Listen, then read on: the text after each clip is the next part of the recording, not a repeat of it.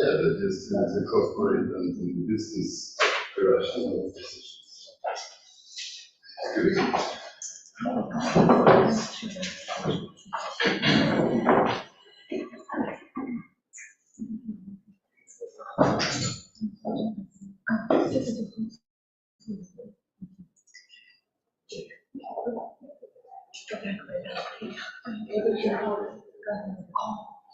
Luca,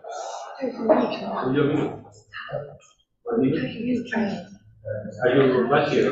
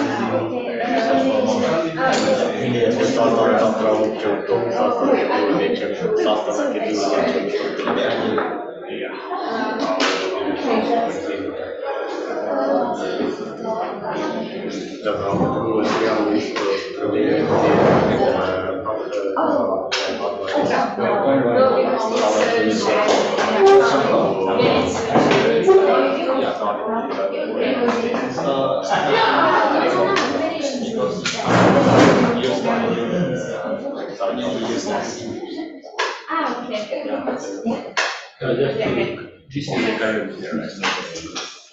Yeah, it's running. Yeah. Yeah, it's done.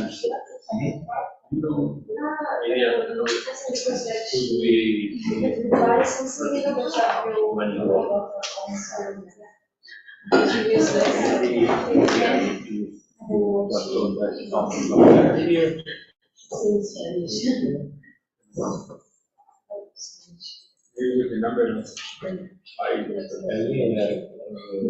This system is growing. Yeah, it's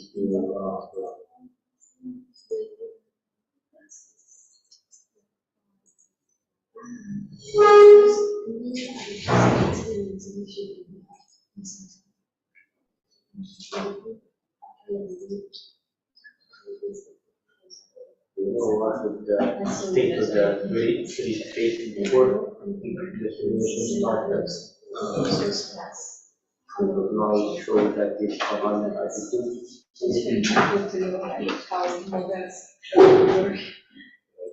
Probably more. I hope it's yeah.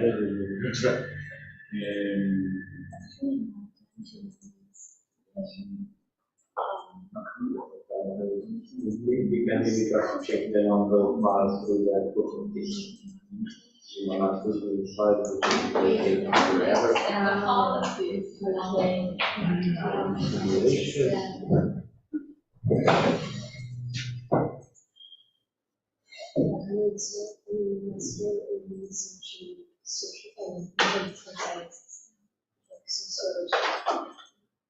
To that number of Okay, maybe we can start this last part.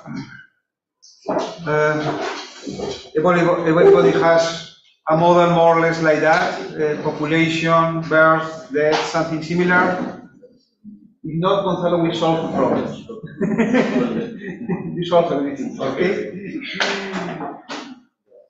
So, now we need something that is quite important in modeling, that is getting data. We need to get real data. So, in order to have a, let's say, more or less good model, we will need to have the best data we were able to get for these two parameters we need, birth rate and average life. So, as you know, for real population in the world, the birth rate is not constant. It's not constant between any region, between any year, whatever. So, the first approach, maybe just give a number just to check that the model is okay and it's run, and later we can see how to do a variable birth rate to the history. But let's start with a, let's say, more or less realistic birth rate. Who wants to check what is the real birth rate at the moment in the world? Someone who wants to check in the web the birth rate nowadays in the world for the last year. The last year you have data. Anyone about? Usually the birth rate is about something. At 2.4 per woman, so 1.2 per person. We can use for per population per 1,000 people per 1,000 or for just for one. So this is like 2.4 per woman. Oh, per woman, okay. So 1.2 per woman is fertility. So, wow. If you have the data per human, we can approach like half. We can build this aggregation in the demographic. But in your part, now it's quite simple. in the real model, Gonzalo is going to show you next day. Obviously, we have the segregation between gender and also different stocks per each age and so on. But now we are doing the best simple. So, per woman, what is the number? 2.4. 2.4 per 1,000 of people. Oh, like on average, every woman has 2.4 children. But so all the life. I found a different rate here at 17.6 birds per 1,000 people. This is the one that's more useful in this case. Please give me you again. You said 17.66 days. 17. 70. Point. 6 days. Okay. This is per 1,000. per 1,000. So it should be divided by 1,000, isn't it? In order to have just per unit. Okay. So in this case is dimensionless. Is no. Yes, it's dimensionless. Is okay. This is dimensionless, and this is a constant. Check syntax. Equation is okay. So if you and that's per year, right? So if you Per year, yes, because it's a rate per year. times the average life expectancy, by how to get exactly that number? Yeah, if you multiply like the over lifetime, yeah, it's very trivial. And average life, do you have a number for average life? The expected average life in the world is quite different between countries, obviously, but 73. In 2020. 73. Okay. And this is years. Okay. Check syntax, okay. So, now the model is complete. I don't know if you have been able to fit everything. So this is a very simple model. It's the simplest model we can do. And now, what can we do with this kind of model? Obviously, we can simulate, okay? So for simulation purpose, we are going to check. I'm going to silence or not you? Okay. Okay, for simulation purpose, we have two different options. First option is just the common simulation. In order to simulate, it is very useful to give a name of this simulation. This name is going to be used to keep the name of the results data. So, if you want to compare different results from different situations, it's very good custom just to take different names. For example, I'm going to use test 9, okay? Or first steps, as you want. So, here you write the name for simulation results.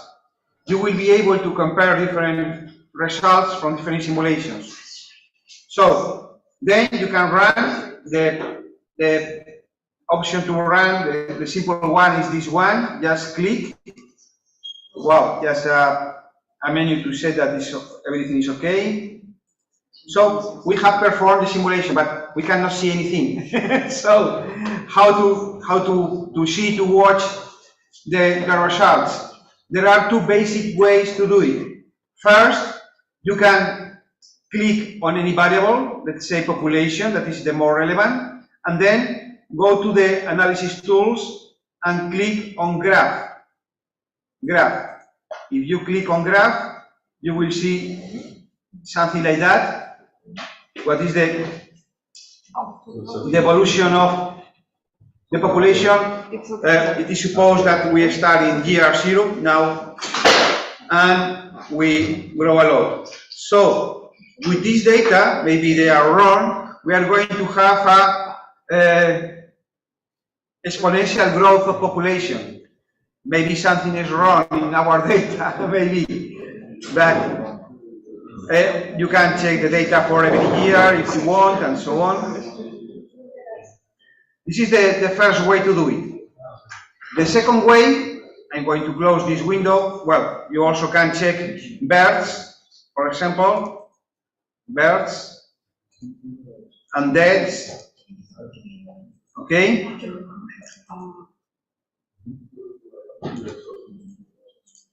The second way to do it is just with the synthesizing tool. Synthesizing tool is the second one in this line, and this is very useful. If you click, sorry, I forgot to put the name. Just let's test 10, okay?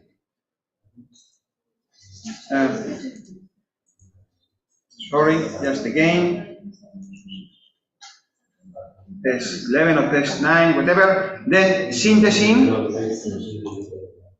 and this is what you can see. So this is a very easy way to check the things. For example, you can move the average life. If you increase, you see that in a very small graphs, they move. Okay? Could you zoom in because it's impossible to see. Okay, sorry. But, okay. You could probably see better if you were sitting. Yeah. I can only turn them off. I can show you the results.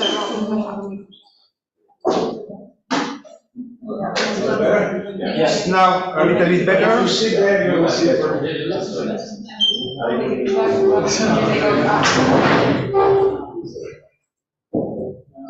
Luis is not easy, he's a nice guy. Can you see now?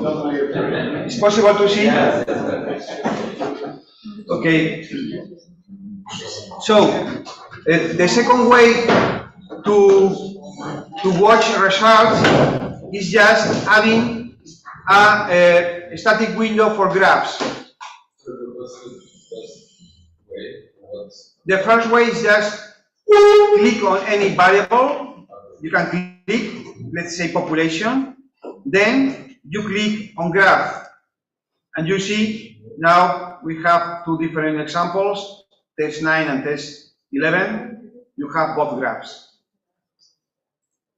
Don't worry about the results now, just to learn about the tool. But the second way is just to have, let's say, a permanent window with the results. This is much more useful usually.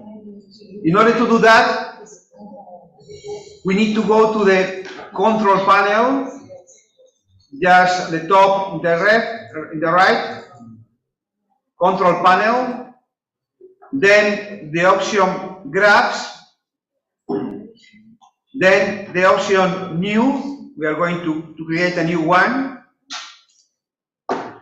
Then we will have an editor, and we can field editor with name, for example, population, whatever we want.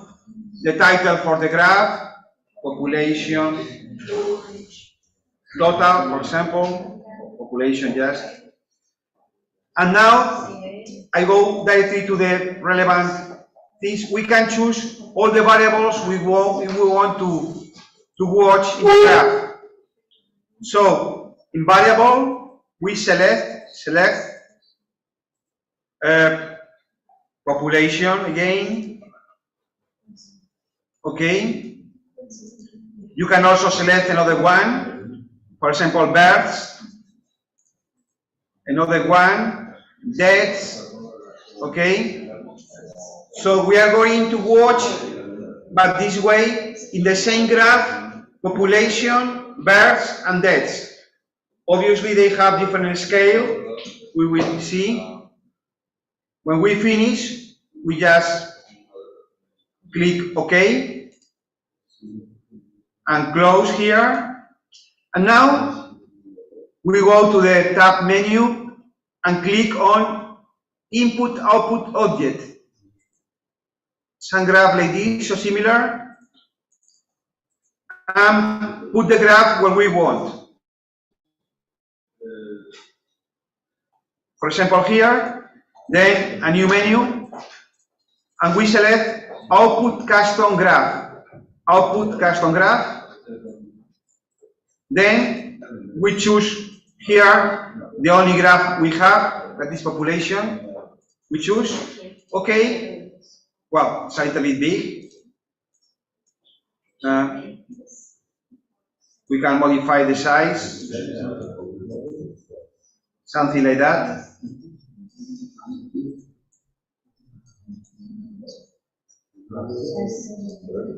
Okay. Now we have a graph that is permanent. So, for example, with this graph,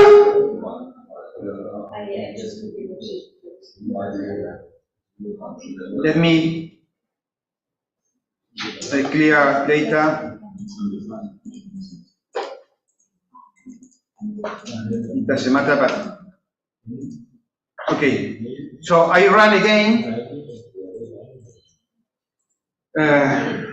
test 12 with the synthesis mode. This is the second one.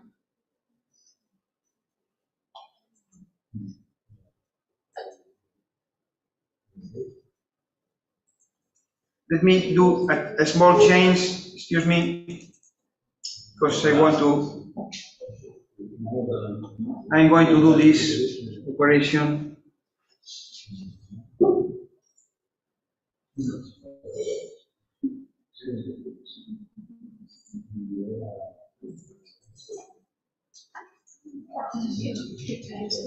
I just changed the value in order to have here a constant.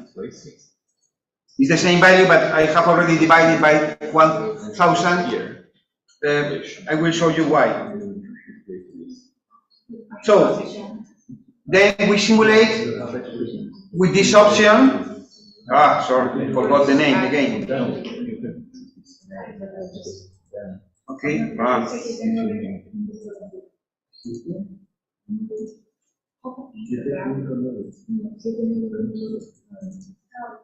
Okay, What is step 4?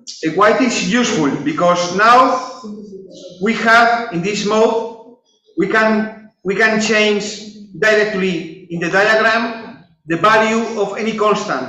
So we can change by moving this slide the birth rate of the average life, and we will see on time, on real time, the change. For example, you move average life, and you see that how the results are changing.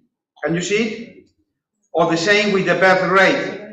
You move the birth rate, so the sensitivity is too high.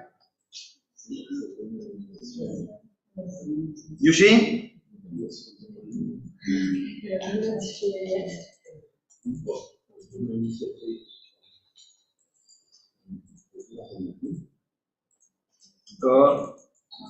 Okay.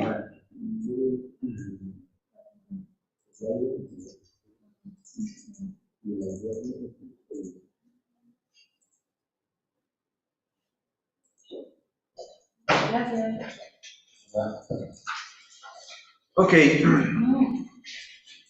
So this is the way we can see the results in a static way or dynamic way, as you want.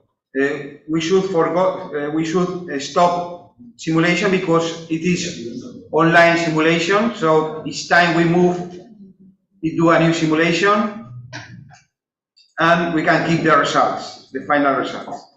Okay?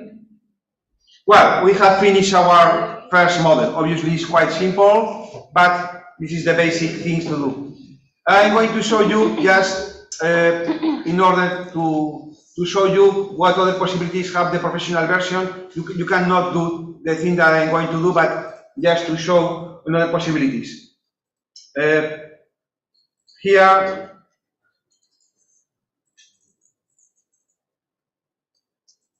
no, this is not the case. Yeah. This is the more or less the same example. More or less the same. I'm going to increase the. This is the maximum I can do it. So this is more or less the same. But inside this example, the difference that you cannot do it is that this is a vectorial example. In this case, I use for even when you see the same, internally, population is a vector of 5 elements. 1 element per continent. Europe, Africa, Asia, Oceania, whatever. I can check it where. If I go to the, for example, to the birth rate with function, in the birth rate, in the case of vectorial variables, we have subscripts. So I have one subscript for Europe. I can move to another, one for America, one for Africa, one for Asia, and finally Oceania. Okay? So in this case, I have different values for the birth rate in each continent. You can have for every country, whatever. And the second thing I want to show you is how to use lookup tables. In this example, I have supposed that in the case of Europe, the birth rate is going to change in the next years in Europe. How is going to change? Obviously, this is a scenario, a hypothesis. We can see here my hypothesis, but obviously anyone can change, is that in 2015, the birth rate in Europe was around 10 people every 1,000. But I guess in 2030 it's going to be only 9, and in 2100 it will be only 8 persons per 1,000. Obviously, this is a hypothesis. This is what we call a scenario. We said, let's say, or exogenous variable. Nobody knows, but we can establish. So I established through this kind of lookup table in which I give a different values, and obviously there is a linear interpolation between, in this case, between 2030 and 2100, okay? This is a linear interpolation, very quick. So, what is the advantage of this kind of modeling? When you do the simulation, okay, you run, let me see.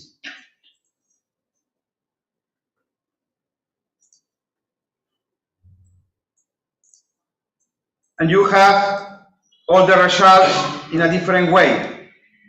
So here you have the results for Europe, America, Africa, Asia, Oceania, and also total population, okay? So you have all the elements of your vector, each continent, in a different graph.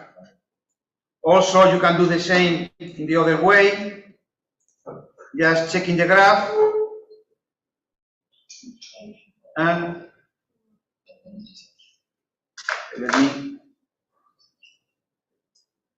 in this case, we have data from two different simulations, test 15, test 5.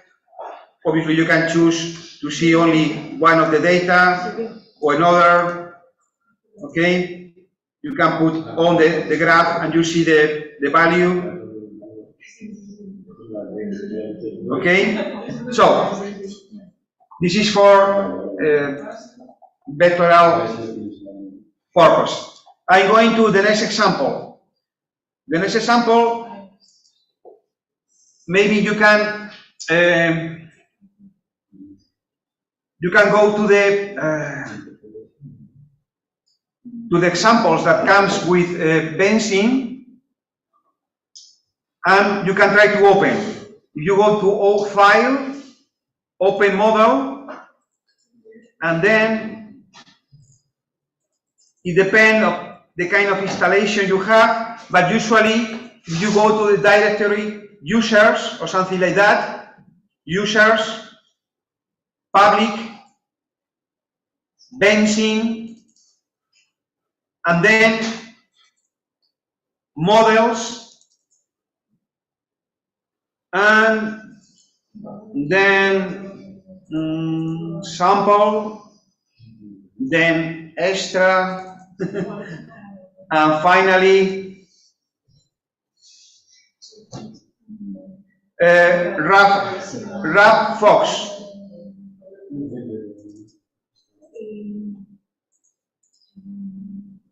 You will need to find something like that. Have you found? I can repeat again. Okay. File, open model, go to the root, usually C, in the root directory, users or something similar, then public or something similar, then benzene, then models, then sample, then extra. Obviously you have much more models. It's just one example. And then I want to show you Fox, rabbit and foxes. It's a classical model, rabbit and foxes. Okay? Click on Fox from rabbit and foxes, and you will find something similar to this in your screen.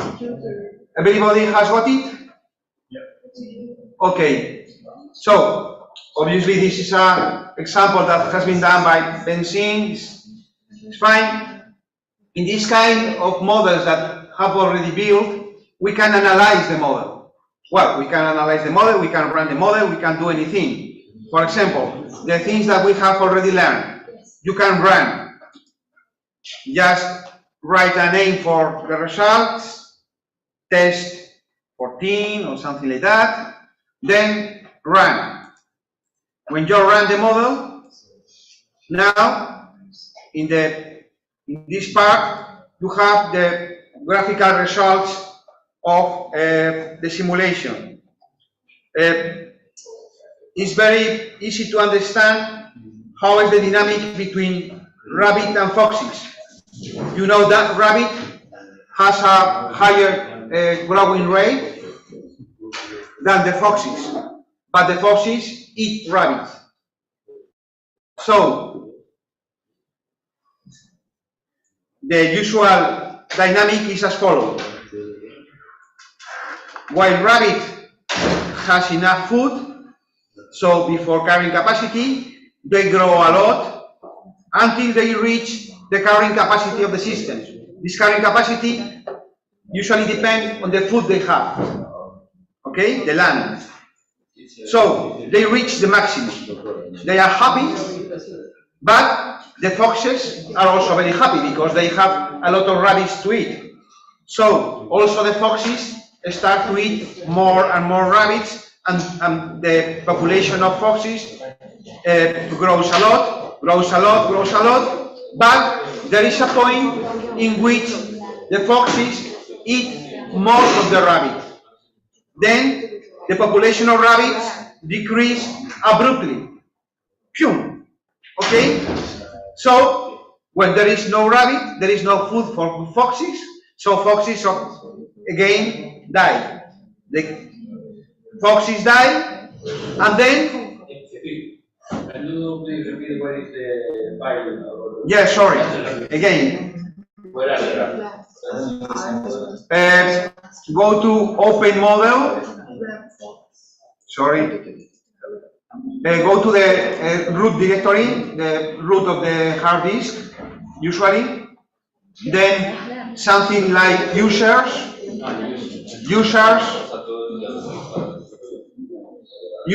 or something similar.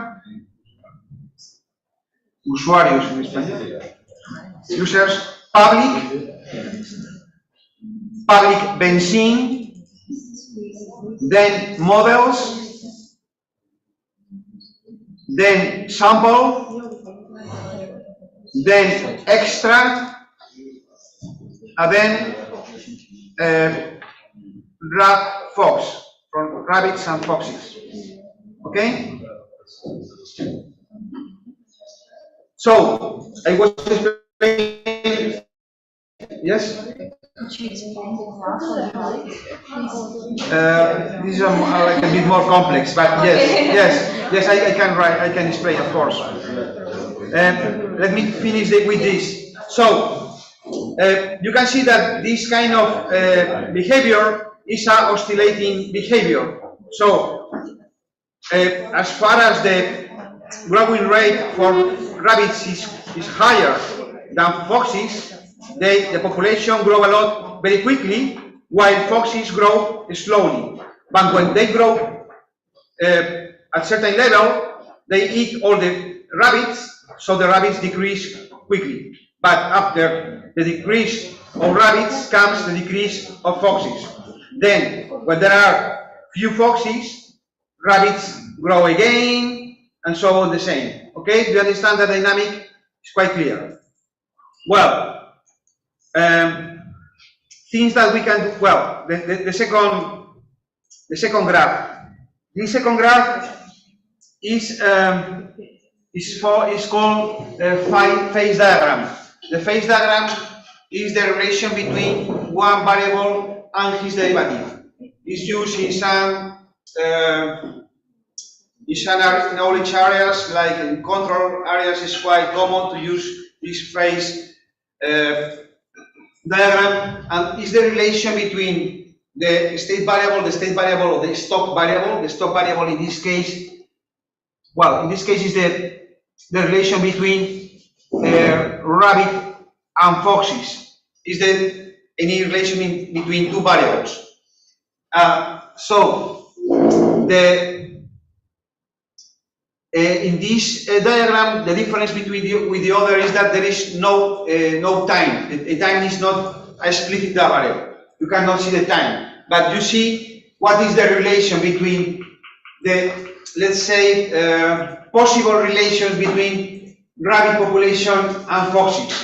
So, you can have 100 foxes when there is about 500, 1,000, 1,000 and a half rabbits, but also it's possible to have the same foxes when there is this quantity of, this quantity of rabbits. And the relation between the population of foxes and rabbits goes always through this kind of diagram. These are the possibilities for the relation between them. Usually it's done not between foxes and rabbits, but between foxes and the variation of foxes. But, well, anyway, this Phase diagram is any relation between variables that not include time. Without time. The time is implicit, but you cannot see. That's the possible relation between two variables. Now, this is not very, very relevant for us. Going back to the model. In the model, we can see that there are two relevant dynamics, rabbits and foxes. And there are also one limit for rabbit, that is the carrying capacity. And obviously there are a relation between both because the rabbit is the main food for foxes. So we have two stocks, 1, 2, 3, 4 flows, and all the rest of the variables are auxiliary variables. Auxiliary variables are, in this case, average rabbit life, rabbit birth rate, fox birth rate, fox mortality lookup. Lookup is the table between the mortality of foxes in relation with how food they have available. If there is no food available, they dead sooner. Okay. So some things that we can do in any model of this, we can check the relation between variables through these kind of tools. For example, we can check for the variable rabbit population. We click on rabbit population and we can see the causes tree. If you click on causes tree, something like that, at the top of the vertical bar, you see something like the relation. What is the relation between variables? Rabbit population has a relation with rabbit births, rabbit deaths, initial rabbit population, but also rabbit births depend on rabbit population. The parentheses mean that it has already written. Indeed, rabbit population is the same as here. You see? Also depends on rabbit birth rate, and rabbit deaths depend on average rabbit life, forced consumption of rabbits, rabbit crowding, etc. So in this tree, you can see what are all the causes of rabbit population. Okay? The brackets of parentheses means that the variable has already written in the right. So rabbit population is on brackets because it's already here. There is a loop. So it means there is a loop. When there is brackets, there is a loop. Okay? So the second tool is just the opposite. What are the consequences of a change in a variable? For example, for the same variable, the uses or consequences may be like that. With rabbit population, it will have influence on the births, crowding, deaths, fast consumption, and so on. So just the tree in the other direction. Also, we can check the number of loops. The number of loops is the next one. Is loop number 1 between rabbit and rabbit deaths. Number 2 between rabbit and rabbit births. Number 3, between rabbit population, rabbit crowding, and rabbit deaths. And number 4, rabbit population, rabbit crowding. First, we can check here, in this case, rabbit population, rabbit deaths. This is 1.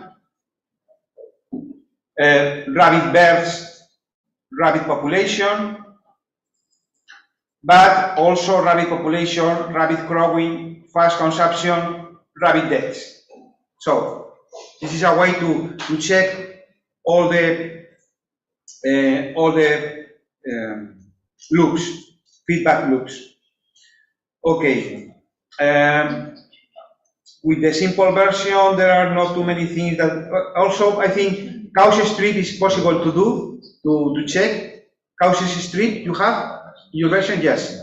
Okay. So this is quite interesting because you see the different dynamics of everything. In this case, rabbit population depends of rabbit births and rabbit deaths. Obviously, when we have higher number of births and lower number of, and the same number of deaths, the population is more or less stable, and then it's changing.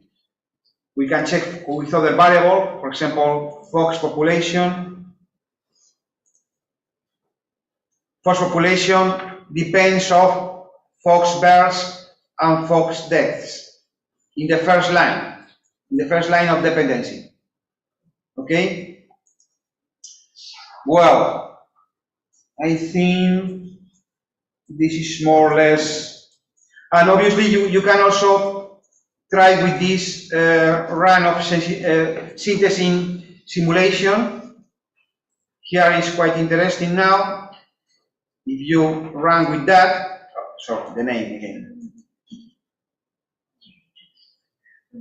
Okay. Now, if you move with variables, for example, fox food requirements. Fox food requirements means how many rabbits needs every fox. If you decrease the fox food requirements, just moving the slide, the behavior is more or less similar, but the values of the variables are different. For example, let's say in this situation, if they need 30 rabbits instead of 25, the population of rabbits doesn't reach to the maximum because they are eaten by the foxes before. Even if you increase a lot, well, you again get a behavior like at the beginning. Also for 20. Okay, so you can just play to see how the variables, how the inputs may modify the outputs.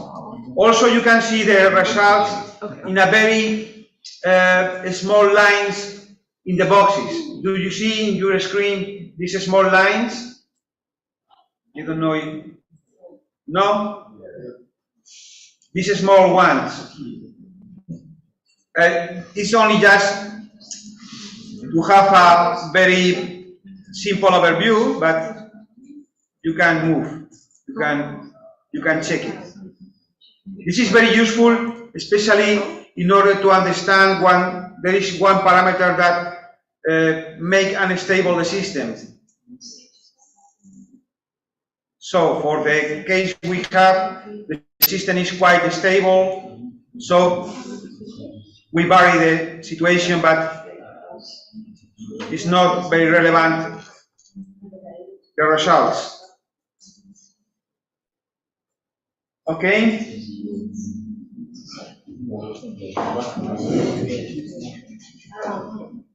So, any easy question? I always allow easy questions. mini question. Yeah. Is there some review data about using wind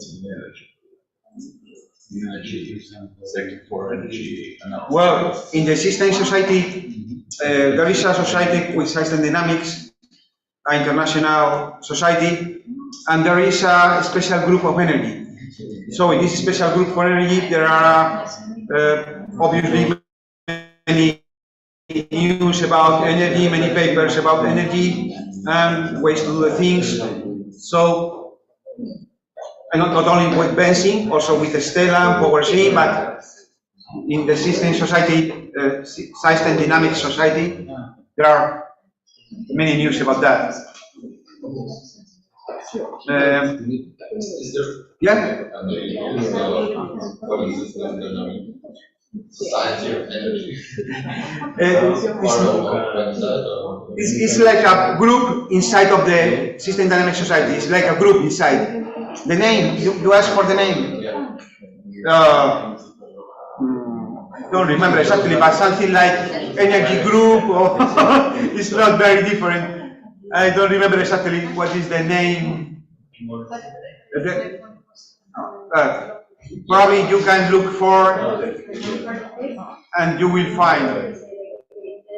And you can subscribe to the group.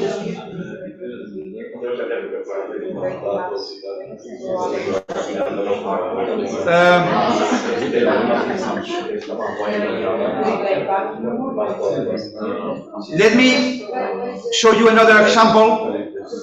There is a very interesting and famous example about the coronavirus. Unfortunately, it has been very famous.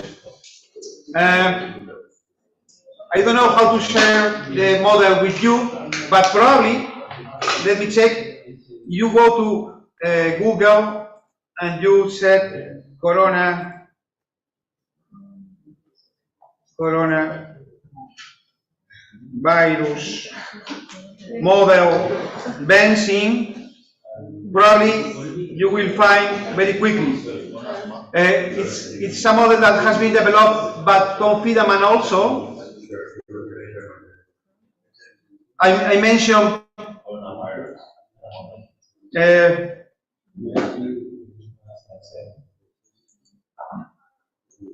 so in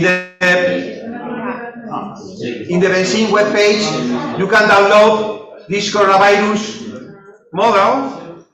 You can download by yourself, I think. Well, I don't know what happened here, but usually you will be able to download. And I have already the file in my computer. I'm going to show you.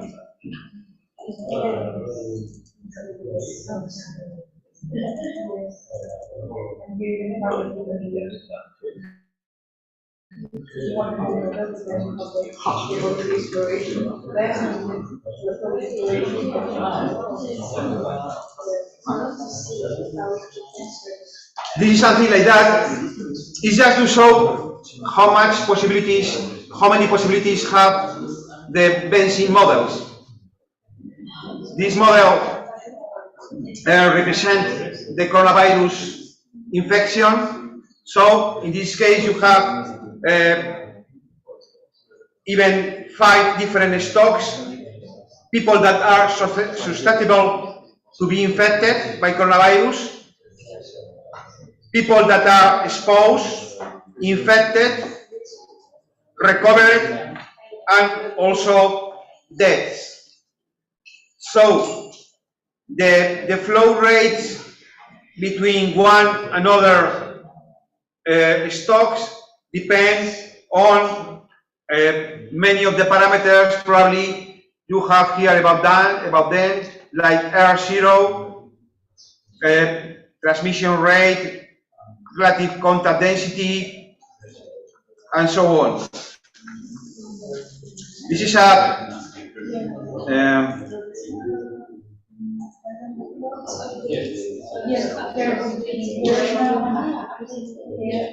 in only one page, you can see all the data for the parameters that they have considered fine. So you can watch in the same page, susceptible, exposed, infected, recovered, and so on.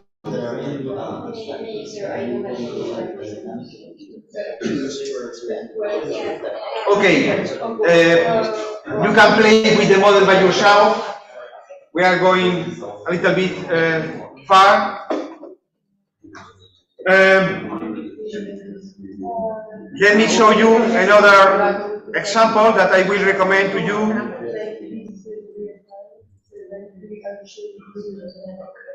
In the same users, public, benzene, models, sample, extra, you will find the a model of the world. It's very interesting. All the world.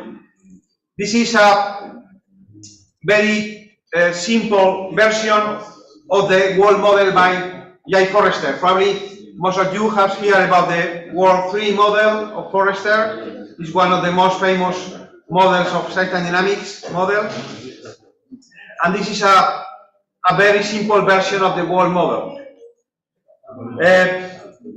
I am going to introduce a new point.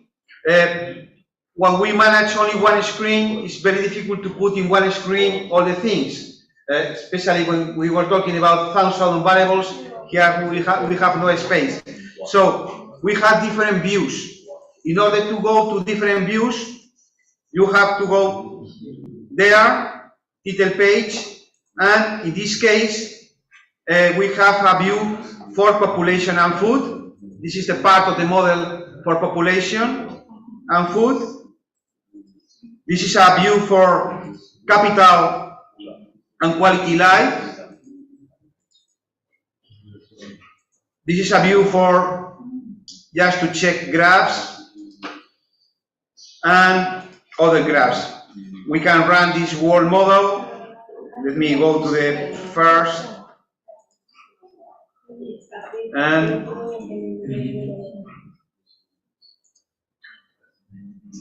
okay, so this is the, obviously we have no time to explain of the model, but you can play with it and you can check it, you can run, you can change any variable, and well, it's an interesting way to learn about benzene models, because this is one of the most, let's say, well-known models in system dynamics. If anybody has been able to... no. Okay. Obviously, there are a lot of examples, and with the software benzene, you have already a lot of examples, so it's a very good way to learn, just to play with the examples and try to build your own examples by yourself.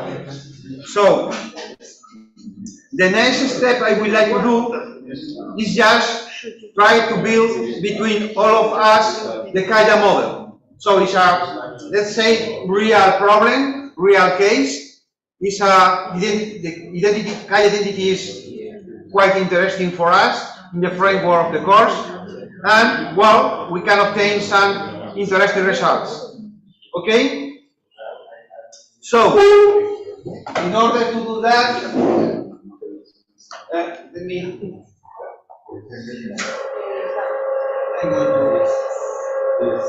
Maybe we can use some lights. It's possible to switch on the lights?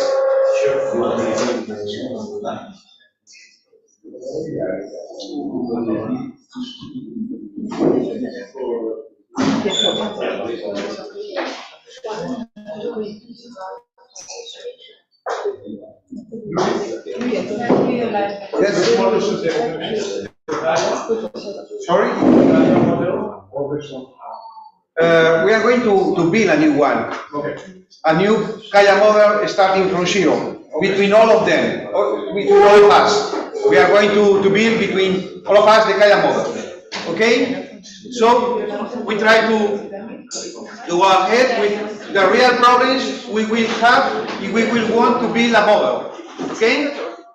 So what is the starting point? The starting point is the Kaya identity that Neven explained the other day. So maybe I can show you the well. It's quite easy to remember. You remember that the equation was like that. CO2 emissions equal to population multiplied by GDP per capita multiplied by energy intensity multiplied by carbon intensity or CO2 intensity. Okay?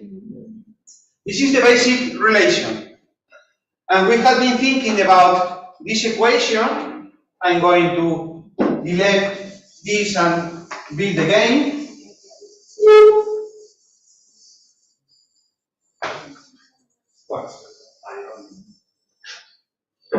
And in order to do it a little bit more, let's say, interesting, especially in order to find feedbacks, we have to start with these variables, and we said, okay, one variable is population, the other variable is GDP per capita, the other is energy intensity, the other is CO2 intensity, and finally we have CO2 emissions. But obviously the problem doesn't finish here. CO2 emissions is the main input of CO2 concentration. Okay? And CO2 concentration is the main issue for the increase of global temperature of the planet. Okay? So we have a little bit more variables. So the starting point is this kind of mapping for a problem. So we want to solve the problem. The problem is that we have a higher temperature or not. It's not the problem indeed. Higher temperature sometimes is good. The problem is that this temperature has very bad impacts on the human life. Not only human life, environment, but human life. So let's check what are the main relations. The main relations we know through this theory. This is not theory, but this is a formula. This is an identity. It's quite clear. So we know some of these relations in a very clear way. So if we increase population, it's clear that we are going to increase CO2 emissions. If we increase GDP per capita, we are going to increase CO2 emissions. So this is a positive. The same with energy intensity, the same with carbon or CO2 emissions intensity. Okay? But the problem doesn't finish here. As Christopher mentioned before, there are some feedbacks. What kind of feedbacks we can find? We have diagnosed at least two feedbacks. Temperature, the increase of temperature will mean the increase of climate change damage. Climate change damage is a very broad function, may affect many things. Yes? Aren't we ignoring the whole Kaya identity if we just assume an effect of everything on CO2? Because there should be an effect of GDP on energy intensity on CO2 intensity, and then only CO2 intensity on... There are many other relations, but... we have too many relations now. Yeah, but we are going step by step to do, at the moment, just so simple. You mentioned that temperature is the cause of climate change damage. and the climate change damage maybe affect to the GDP per capita and maybe affect to the population. So climate change damage, for example, if there is any kind of, if there is an increase of the frequency of extreme events, heat wave, hurricanes, whatever, we will get some damage on facilities, energy facilities, production facilities, and so we can expect a decrease of GDP. And also the climate change damage, heat wave, and so on, may cause a decrease of population. This is the, let's say, obviously there are much more relations. This is a very simple. If it will be complete, we don't need to build William or Medias, whatever. So this is a very simple, but this is a starting point to understand the things. Okay? So if we want to translate this conceptual model to benzene, what are the steps? First step, just this map. Assuming that is very simple, but it's a starting point. Okay? So the next step is to decide which of these variables is going to be a stock and which is going to be a flow and which is going to be an auxiliary variable. This is something that is not objective. This is something that depends on your understanding. Nearly everything you can consider a stock, nearly everything you can consider a flow, depending on your understanding of the problem. Well, but some points it's quite easy to understand. For example, what will be CO2 concentration? CO2 concentration is stock. It's something that we accumulate. So this is going to be a stock. CO2 emissions, then what will be? Will be a flow. Usually we talk about the CO2 yearly emissions. Okay? So yearly means every year, so this is a flow of CO2 emissions every year. So this is going to be a flow. Flow will represent sometimes like a bulb or tap or whatever. So, next one, population. That is clear because it's the classical example. Population for us is a stock. It's clear. But if we have a stock of population growth, so we will need something, the same model we have already built, with the births, the deaths, so births, deaths, and the rate, and so on. Okay, GDP per capita. This is a little bit more difficult.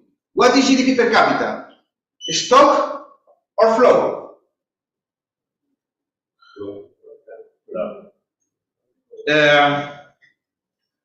Maybe from the natural point of view, maybe understand as flow, because this is something that we produce every year, doesn't it?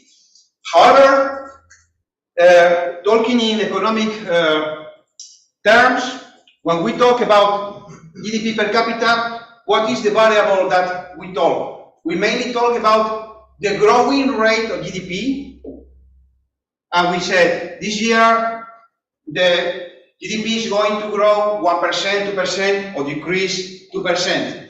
So, if we are using this kind of growing rates over the GDP per capita, from this point of view, we are thinking that GDP per capita is a stock. What does it mean? It means that basically, if you have 1 year, 1 GDP per capita, your expectation is that the next year it will be more or less the same GDP plus a small change, growing, whatever. So if you consider the variable GDP per capita, and you also have the GDP variation, you can consider that GDP per capita is a stock. It's not so clear because it's not so natural, but you can consider it. Okay? So, assuming that, we are going to consider that GDP per capita is a stock, but it's not a natural, it's something that we can think about it. And obviously, we will have a rate of growing, or the growing, this GDP per capita. Okay? Next one. Energy intensity. What about energy intensity? What is the dynamic of energy intensity? This morning, I showed to you the historical evolution of the energy intensity has been something like that, more or less, okay? So, energy intensity was very high 20, 30 years ago, and technology improvements and so on have decreased a lot during the last decades, this energy intensity. So, assuming the same regime as before, we can consider, if we want, that the energy intensity is something accumulated. What has been accumulated? Has been accumulated our technological experience, our knowledge about energy, about knowledge about efficiency, and from this stage that we have accumulated, we introduce improvements that decrease the energy intensity, or maybe we do very bad and we increase again the energy intensity. Okay? So from this point of view, we also can consider energy intensity as a stock. Okay? And we will have a flow. This flow will depend of how we do the things. If we, for example, we have a strong investment in research, maybe we can improve, or if we don't have, every day will be worse, okay?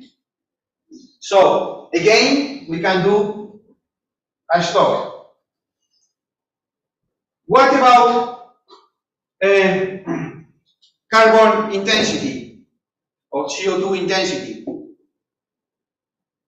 We can do as you want.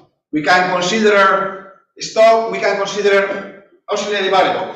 I just use this example to show that the things, you have a quite big freedom degree as modeler to choose how you want to do the things. Okay? There is nothing deterministic. You can choose according to your point of view as modeler, your interest, the problem you have, and so on. Let me change. In that case, we can assume, in that case, that it's going to be an auxiliary variable, just to change the way of thinking, instead of that. So, if this is an auxiliary variable, obviously it's a dynamic variable, because CO2 intensity is changing during the last years. Also this morning I showed to you the historical graph. It has been declining, but we have some years of it has been not so clear as energy intensity. Sometimes people consume much more coal, China especially, and so on. So things are not so clear. But, well, this is the general tendency. And what are the variables that decide this energy carbon intensity? As Neven mentioned the other day, the main variables is just the energy mix. How much energy we obtain from fossil fuels and how much energy we obtain from renewable fuels in a general way. Obviously, we can go into detail and it's not the same carbon, gas, and so on, but from a general point of view, it will depend on the, let's say, energy mix. Energy mix or the share of renewables. Okay? And this is something, as Neven said, that this is something that we can change. The Neven proposal is just, we should change that, and so this variable go to 0, and everything will be solved more or less, okay? But there is something that we can try to prove, we can try to test in the model on how to do it. So, this will be, let's say, a policy option. Should be a realistic policy option. This is something we can discuss and so on, of course, but this is something like policy option. So, more variables that we need, that you need, because you have to do it. So the policy option, you don't, how do you implement them in the model? It's not the stocks, but it's different. The stocks, policy options. Yeah. Policy option For energy mix, for example. is usually you don't change the stocks, you change external variables, exogenous variables, something that you can decide. This is a clear example. I decide to increase renewable energies at 2% every year, something like that. Well, obviously you need to have all the tools to do it, materials, energy, time, and so on. But this is something, the case of European Union, you know, there is an objective for 2030, half of the energy should come from. So this is a policy. So we put in the model like everything should rise that. Okay. Okay. So more variables that we need. Do you think we need more? I think we need more variables. There are many things that are not clear. We need to define all these relations finally with some equations.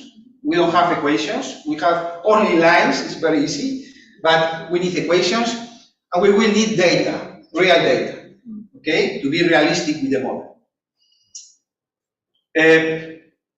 For example, obviously, we will need to start with a real data from the CO2 concentration nowadays.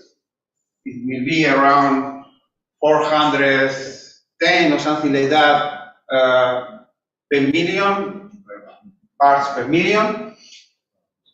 And then nowadays emissions of this year, the last year, previous years, so to check how emission is going to evolve. When you check variables, remember what I said before about units. What is the classical unit for concentration? Parts per million, ppm, isn't it? And what is the classical unit for CO2 emissions? Tons, okay? So it's not the same tons that parts per million. So first problem, you are going to solve, don't worry. You need convert with, let's say, a parameter or whatever to transform tons in ppm. It's not so clear, okay? So real problems you are going to go ahead. Second, between CO2 concentration, much better CO2 equivalent if we have, because there are other greenhouse emissions, you know. And temperature, the relation is not linear. It's sensitivity of radiation form and so on. So here we need, this is key one, a key two, or maybe a function. In order to do that, indeed, there are quite complex models, but we can simplify with a more or less simpler function, something like that. We can represent CO2 emissions here and temperature here, historical values and predicting values, okay?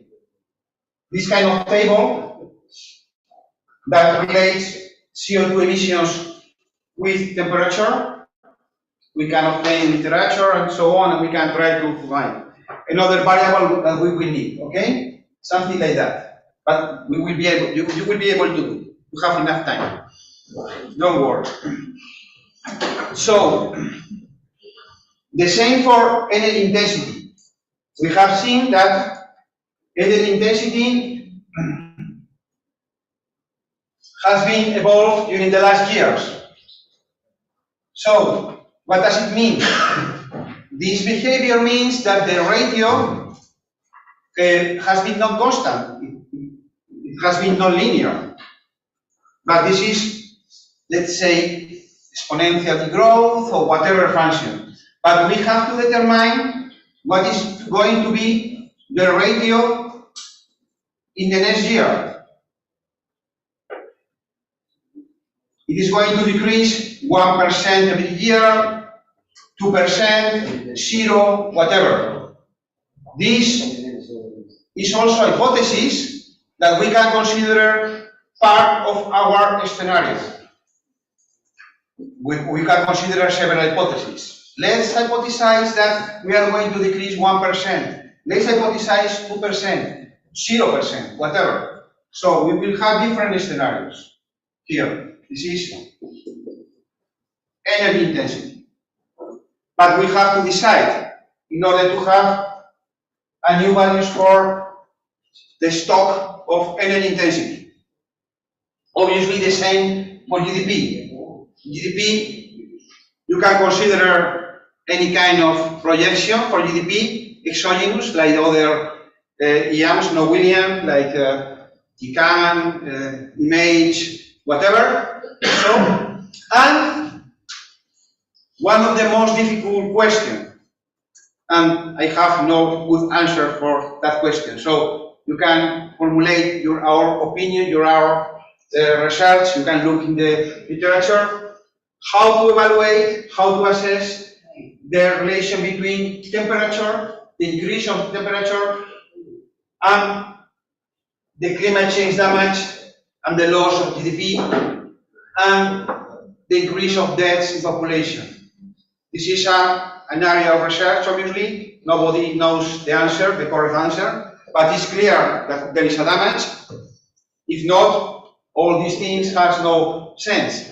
Sometimes I read, and maybe also you, some papers and some reports, no papers, but maybe reports, in which, okay, there will be an increase of temperature, there will be an increase of climate change, but no worry, GDP is going to increase anyway, population is going to grow anyway. So I ask if everybody agree with population increase, growing, also growing GDP, why to be aware about the increase of temperature?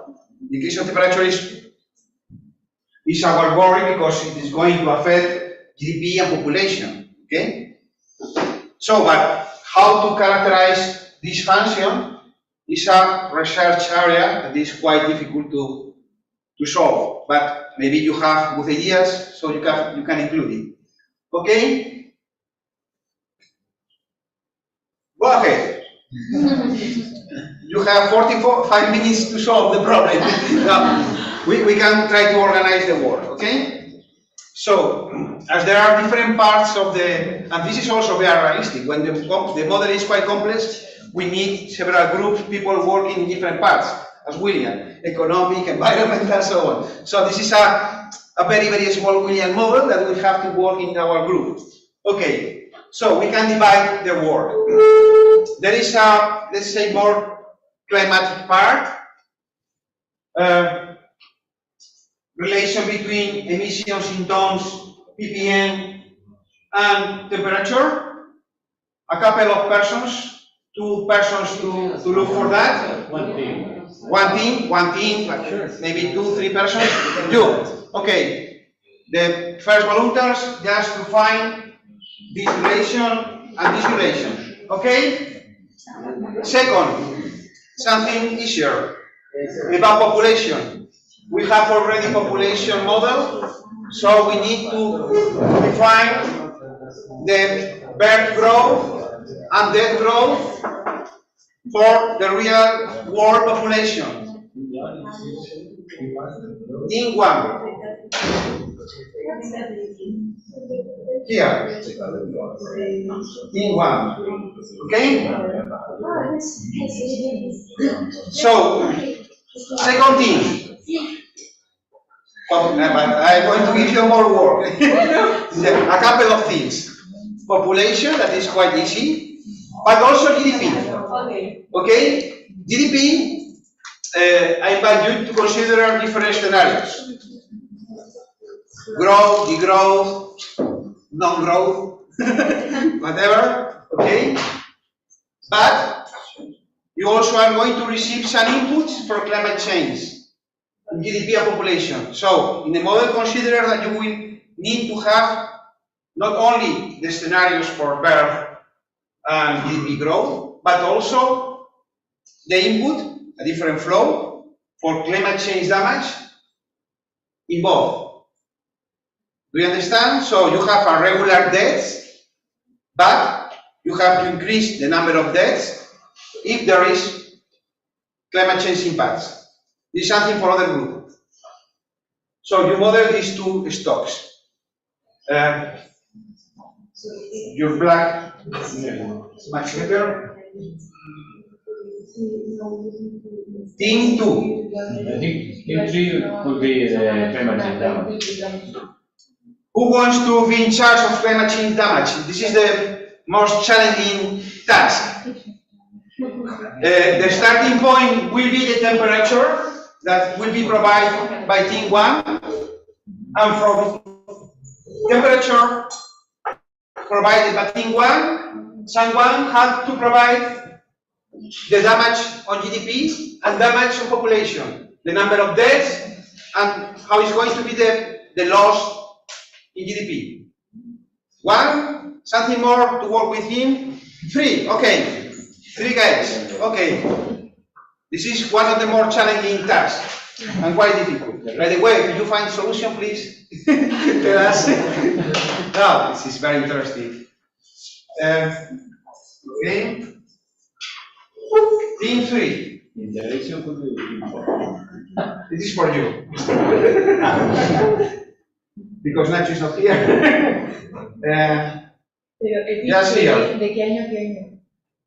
O sea, From here into the future. O sea, desde el 2022 a 2030. Yes, for now until maybe, this is quite interesting, the window time. Let's think about, we start, obviously, in modeling, you always have to look at the past in order to understand the dynamic, to check data, to understand what is happening, and to be realistic with the future. But what we are interested in just in knowledge of the future. Okay? So maybe till 2050, maybe? 2050. So time from 2022. Because of the availability of data. Wow. Okay. This is the time 3. Time no, team 3.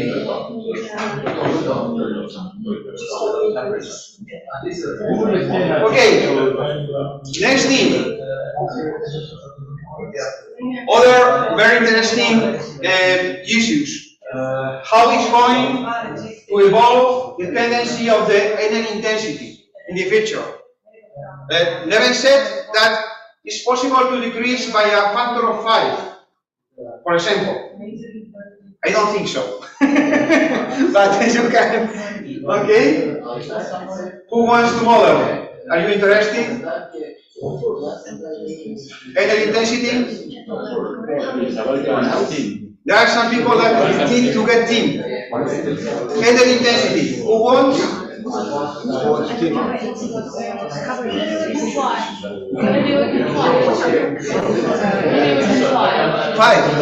Yeah, for us. Yes, of course. You 4? 4 and 5. This is so.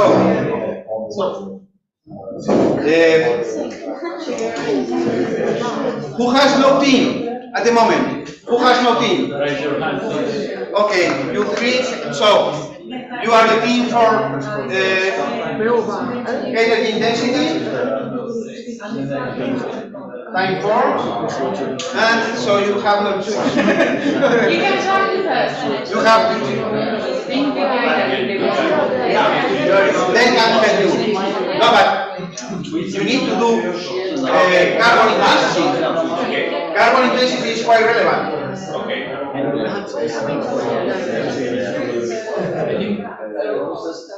Carbon intensity, well, it's not very complicated, but you have to check to the historical data and check what is available in the next year. Okay? Yeah?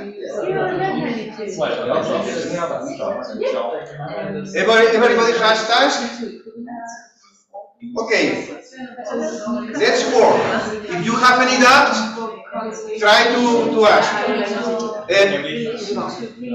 Put your attention in the conceptual model, data and function. Later, we will be able to put in benzene. Don't worry now about benzene. Indeed, if you want, you can tell us your ideas, and we try to put in benzene, Gonzalo and myself, programming benzene. Okay? So, look for the data and any ideas, functions, whatever. And anything you want to do, we will try to do in benzene. Okay? If you propose a quite non-linear function, we will try to do it. Okay? Okay, go ahead.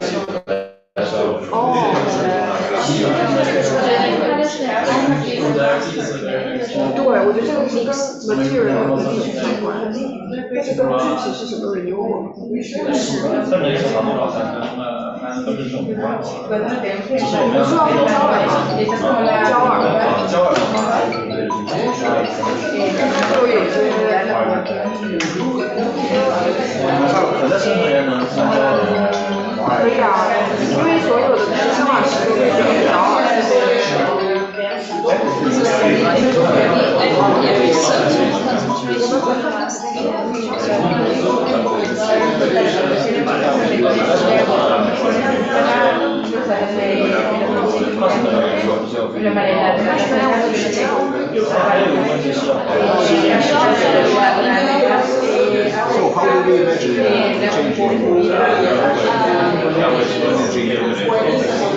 We're talking about using the energy of fuels, like natural gas, different kinds of gas. Natural gas could how much energy like really controls the different fuels. But not actually. I think we were connected to electricity. the historical values of energy? Oh, you mean just to model the curves of that changing history? Probably first for global level, because we really told this if it is, then we have some average global. This changes more efficient way to do the process. So, we need to find variables that can impact energy.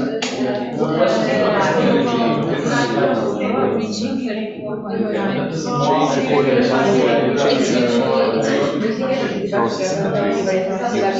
So, for example, in 1900s, we had coal, steam. So this was quite intensive for some amount of physical labor. Like for kilowatt of force, you need to invest, for example, some amount of coal. And this was calculated not very efficient, so a lot of incentive for small gain energy was useful. Then we, for example, change the mechanism to the process that we use for the same thing changed. So now we use a small amount of gas and much better share on here to the same so much efficiency change.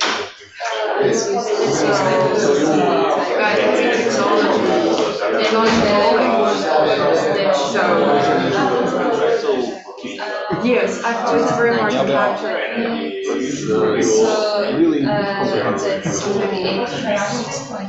So first checking the circuit values and checking how it works in the most simplistic way.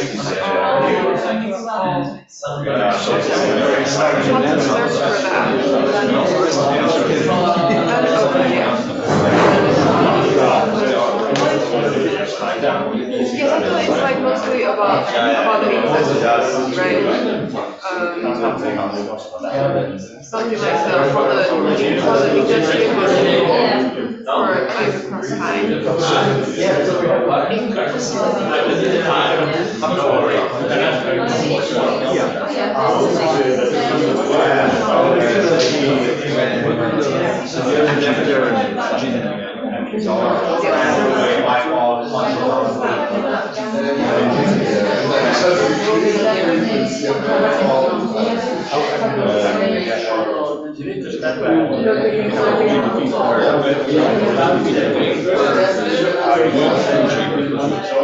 Or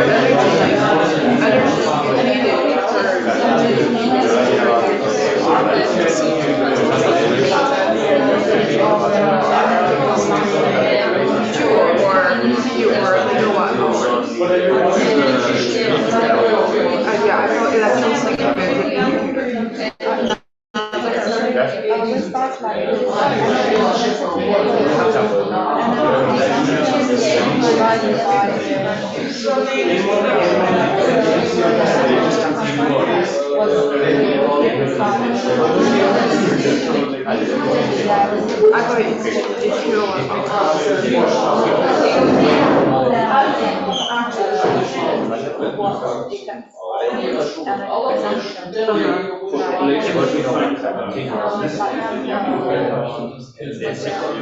thought it's Well, like how efficient we use the energy is primarily depended by how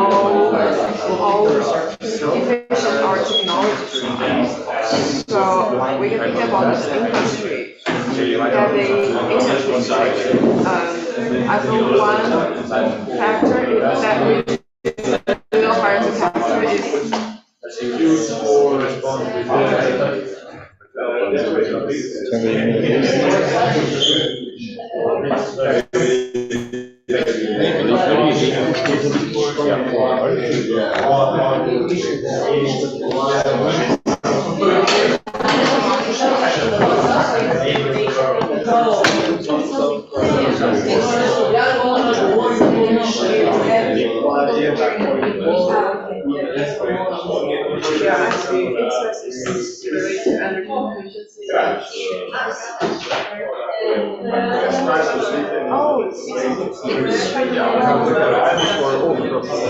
yeah, I think it's very useful because here this emphasizes that the energy sectors are transportation, industrial, residential. So since we calculate transportation, it can be impacted by like how many cars the world owns. And for industrial, it goes like what kind of industry you have. Like most industries is like about manufacturing. That can be very energy intensive. Maybe most of the industries are You're building it in like to show that it is possible, right? Oh, we can try something. most of the variables are not very Maybe it's related to. obviously. If we are not going to solve both, but People have higher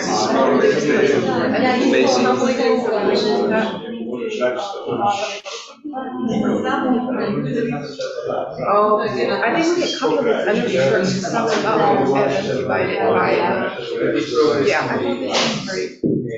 Or.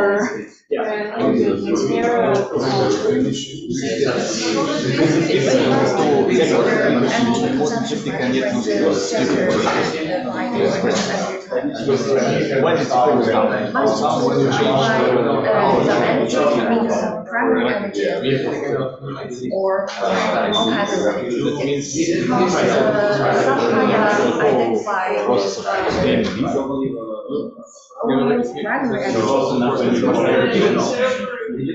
primary energy. Some identify only using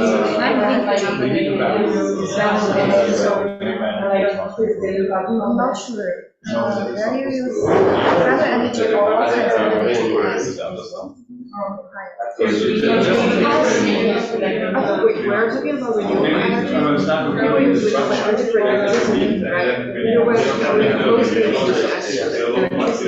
So those are electricity as long as they're using. But electricity so basically, we should consider total and renewable energy watching with the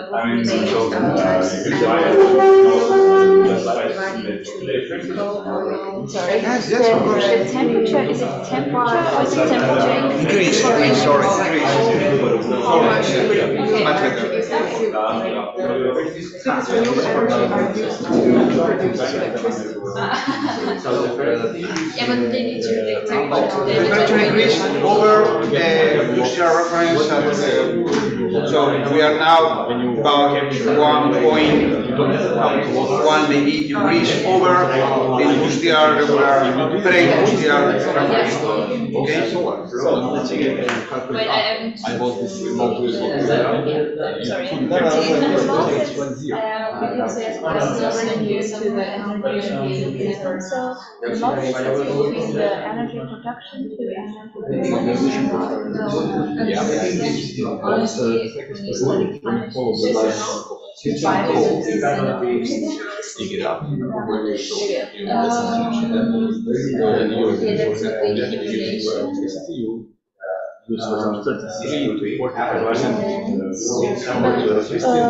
we need to consider the phone call processing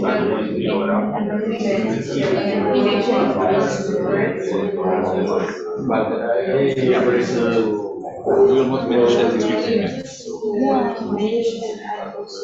Basically, that just capture how we can change and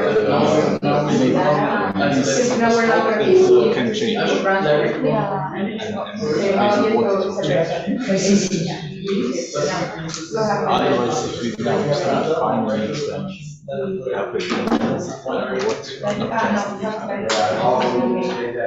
do we do? What do not need to consider? What is that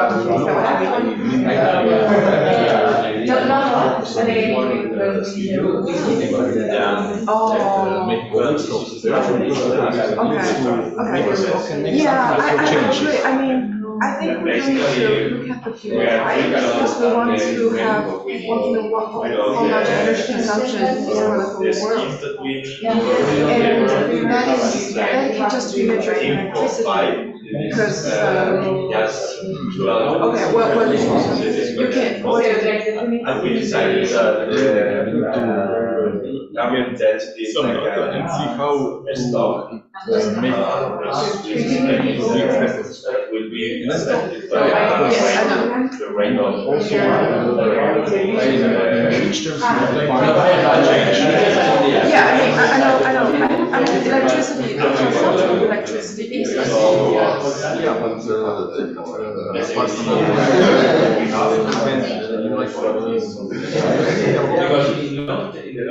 But heat is provided by electricity. maybe we can For houses. yeah, which is huge.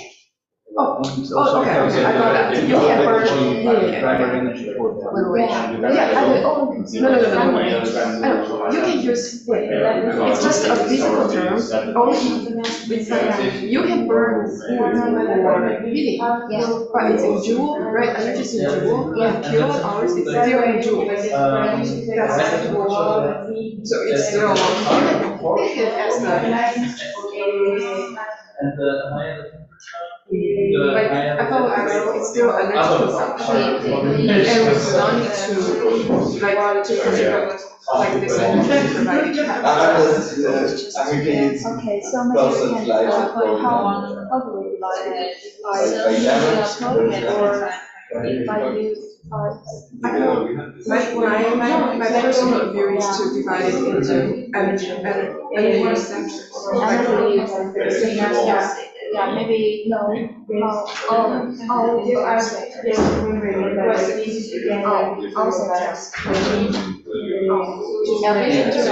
No, don't worry, I was just thinking, What's we just try to energy sectors again.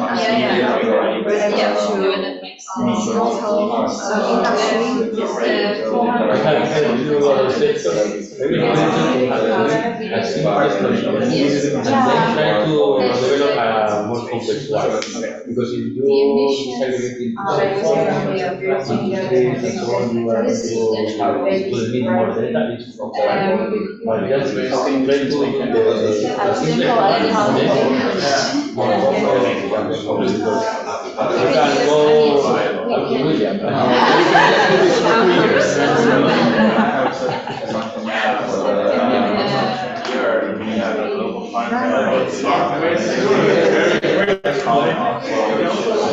So the equivalent means you can convert. Yeah, 208 That was free. we can use convert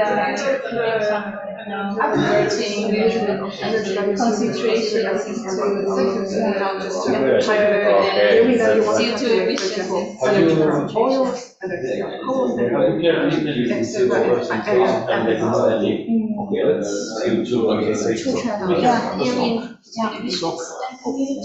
maybe we can use more than. which is how does it start very simple? So we start looking at that concentration that is measuring by something. So we have a This is the initial and then we make the flow. Which behind the definition is different. So for seconds, same rule, but so we need to just define where these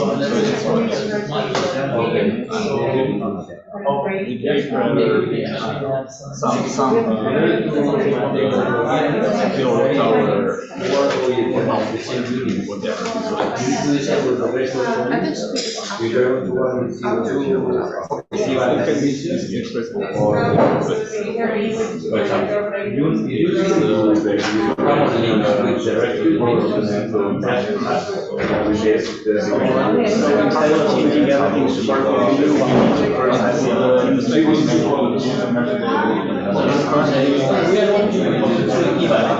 we have like the old sectors like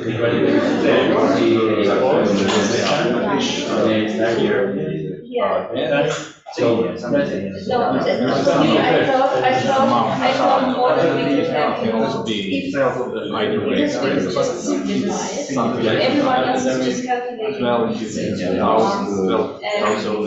And I mean, even if they are not calculating, they are Some kilowatt hours, maybe. it will still not matter because Or get some amount. Okay, but here one.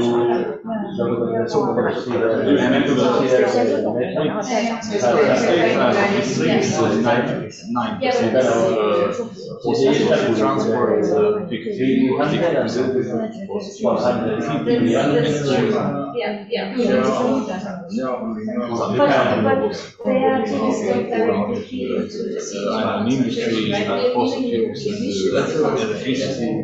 electricity, yes, CO2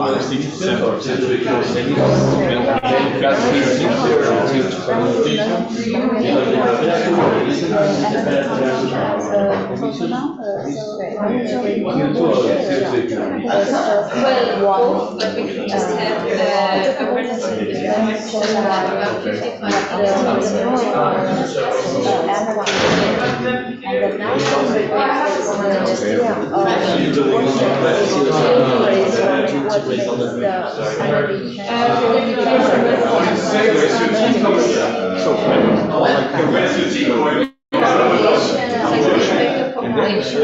you can propose some measure which reduce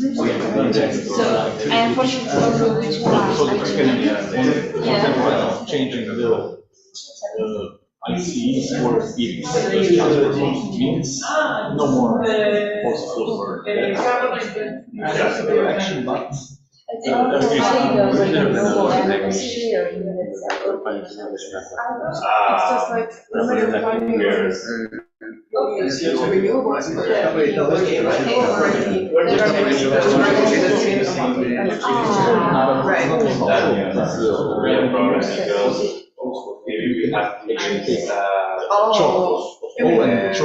and then it's water.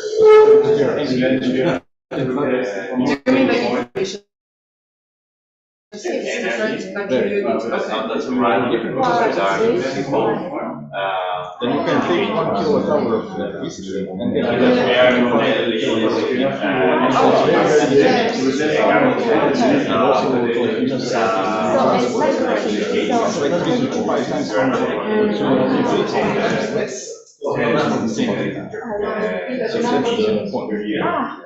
you got more efficient.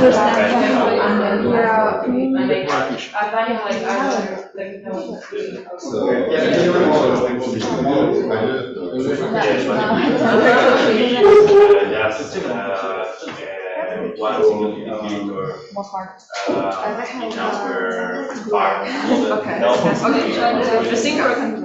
not be able to connect both parts and systems. So we'll go with energy.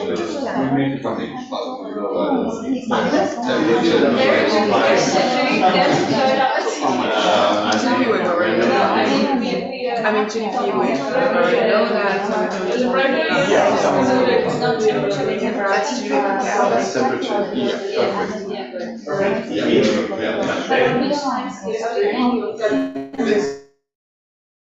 That's It's just for We should focus on climate Their mind. But that's not because the next term, the part is important.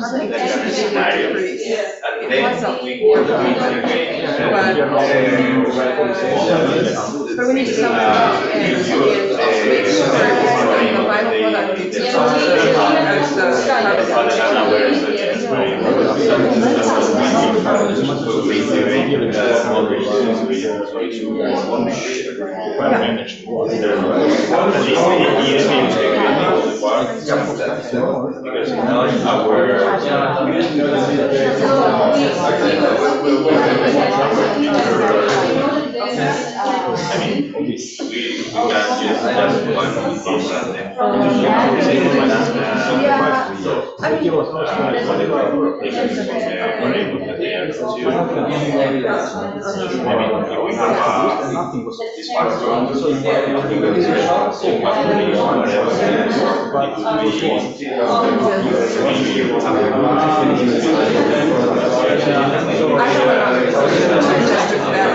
is for the term, you mentioned how to calculate emission.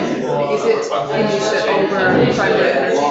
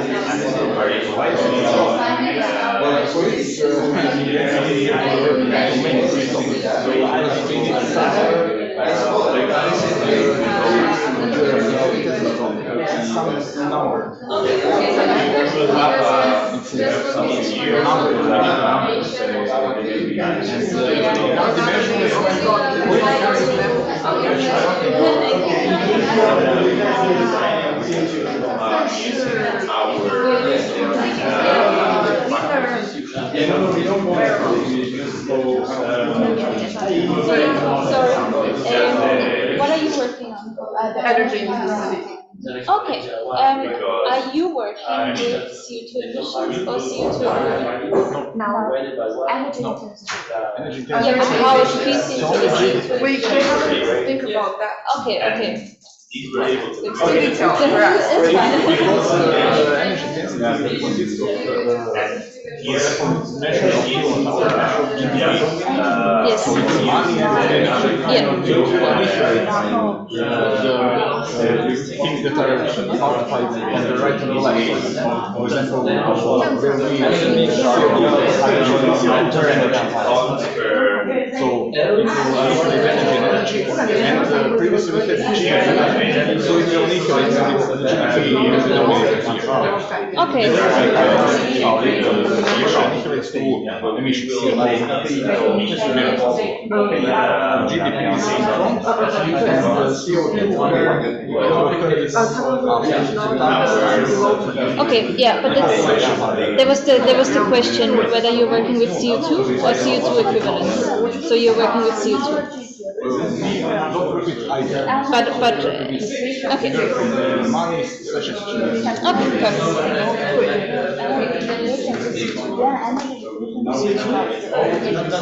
But it's just hard to measure what is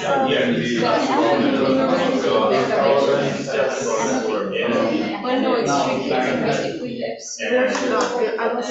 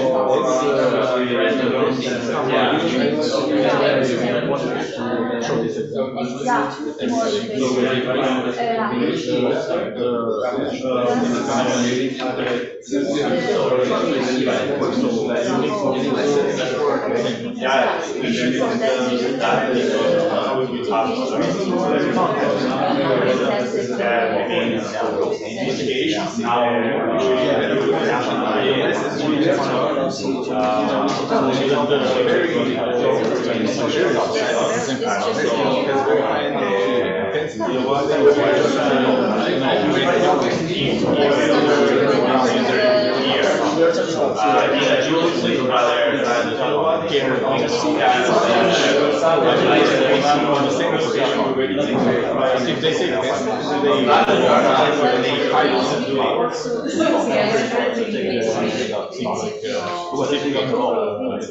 original, but then the same chip would be much more energy.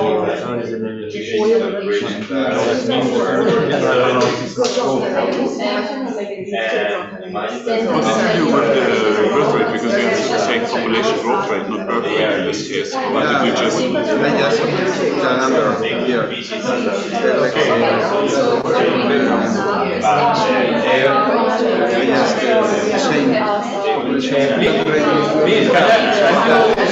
One moment.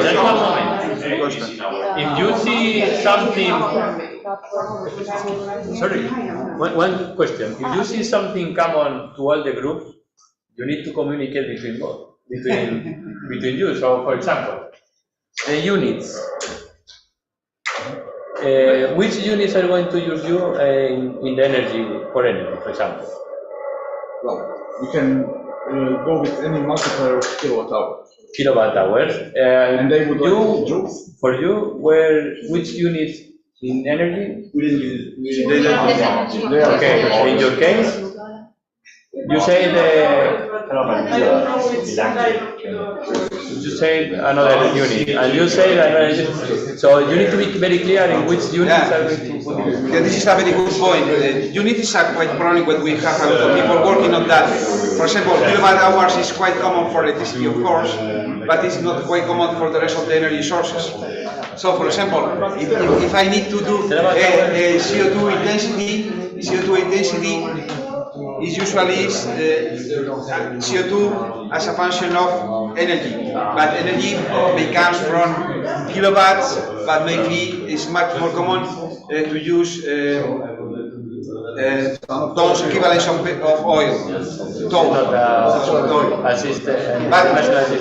Obviously everything is okay. So for example, can I connect this again?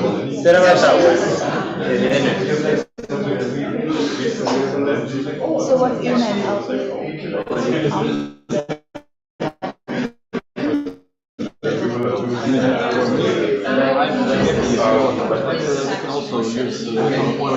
Are you recording? No, you are not recording, isn't it?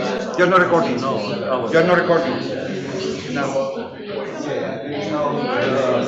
Right, doesn't matter.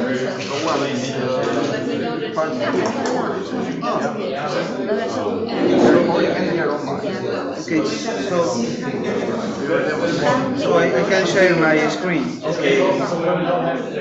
Okay. No, as you want. No, doesn't matter. Okay, we have to finish in a few minutes, so. I mean, if someone wants to stay and work, they can do. It's not a problem. No, well, we need to collect information. Sorry, why there is different things here and there. I share my computer. Why? This one is getting shared. So once it's there, you'll be shared. Now I have. Okay, now I have. Okay, thank you. No, this is the, obviously it's very difficult to do this exercise in just 1 hour. But it's quite important to get this kind of experience. The problems we have when we try to model anything. The problems we have is just about how to model the relation. This is a very difficult relation between the temperature increase and the damage, for example, but it's not only the problem. We have a problem with units. When you check data in different sources, you are going to check data in very different units, not only physical units like tons or kilowatts, but also dollars. Dollar constant 20,000, dollars real, dollars BPP, I don't know, whatever. So it's not so easy to cross data from different sources. They are real problems. So in our case, we have this very simple model, but maybe you have already some solutions for that. We can try to do it, or you can send to me, and I will try to show you the results. I'm going to show you some ideas. For example, CO2 intensity. Who is working with CO2 intensity? Do you have some idea? CO2 intensity is mainly a function of the share of renewables and non-renewables. So what we need is just to, let's say, to have a scenario about how the renewables may evolve in the next years. It can be done through that we call lookup table. Lookup table is a very useful benzene tool that allows us just to put inside the real data we have. We don't need any function. For example, in this case, for renewable share, I use here, let's show like a curve graph. Sorry. Minimum 2020, something like that. Okay, so just an hypothesis. Obviously, you can change everything. I choose for 2020, I guess the renewable share is about 15%, more or less. So we can guess that in 10 years we reach 20%. Maybe you are more optimistic, we can reach 25, maybe. By 2050, we can reach 50%, 60 if you want. I don't know how much. This is around.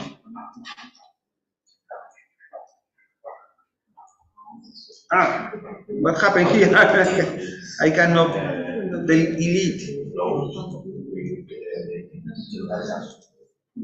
Well, it doesn't matter. So, this is one way to do it. What? Sorry? Do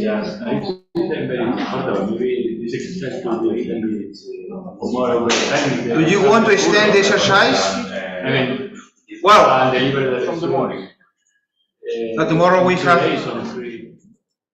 Okay, maybe you can still work with some results during these days, and you can send me during this week and the next week any kind of results, any kind of doubt, and I will in charge with Gonzalo to put all your data and your relations, your functions in the model. And maybe the last day I will show you what are the results. Okay? So, in order to do that, I'm going to give you our emails. I'm going to write here.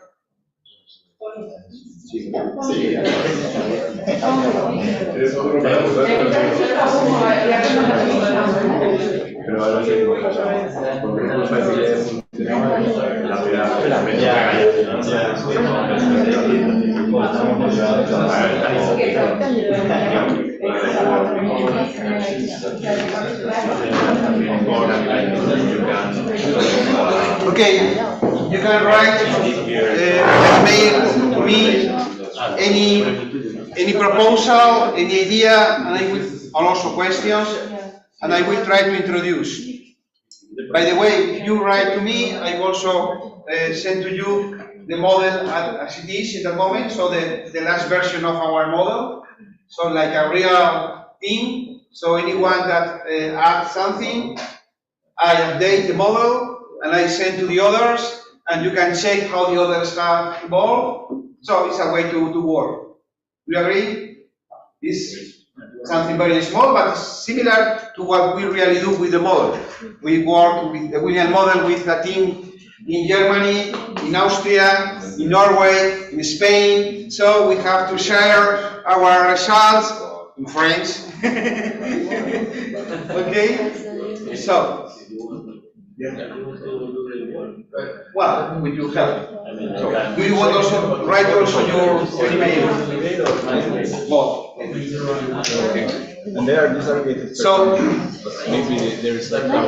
So it has been only a very short introduction to benzene models and so on. So just to have an overview. But the good news is that you have very good tools to learn. Benzene has a lot of manuals, user guide, examples, so you can do it easily by yourself. Obviously, there are a lot of details that I cannot explain in a short time, but the best way to do these things is just to experiment with that. Just to prove, to test, to find, and obviously I can help you with anything. As you know, in the case of Medea's model, Medea's and William model, that in the next day you will see, the model is quite complex, but anyway, it will be able to manage. You can still work if you want. Okay. I am also going to work on that. Okay?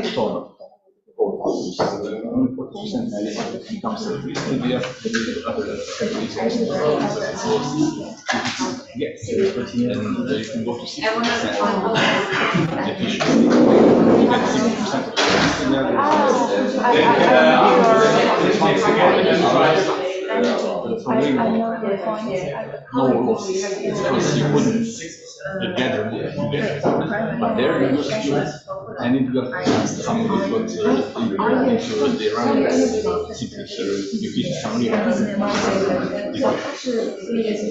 So the we can process also, it's okay for us to divide it different sections, divided by different try to like some relation between you change here and change the density and then start to make particular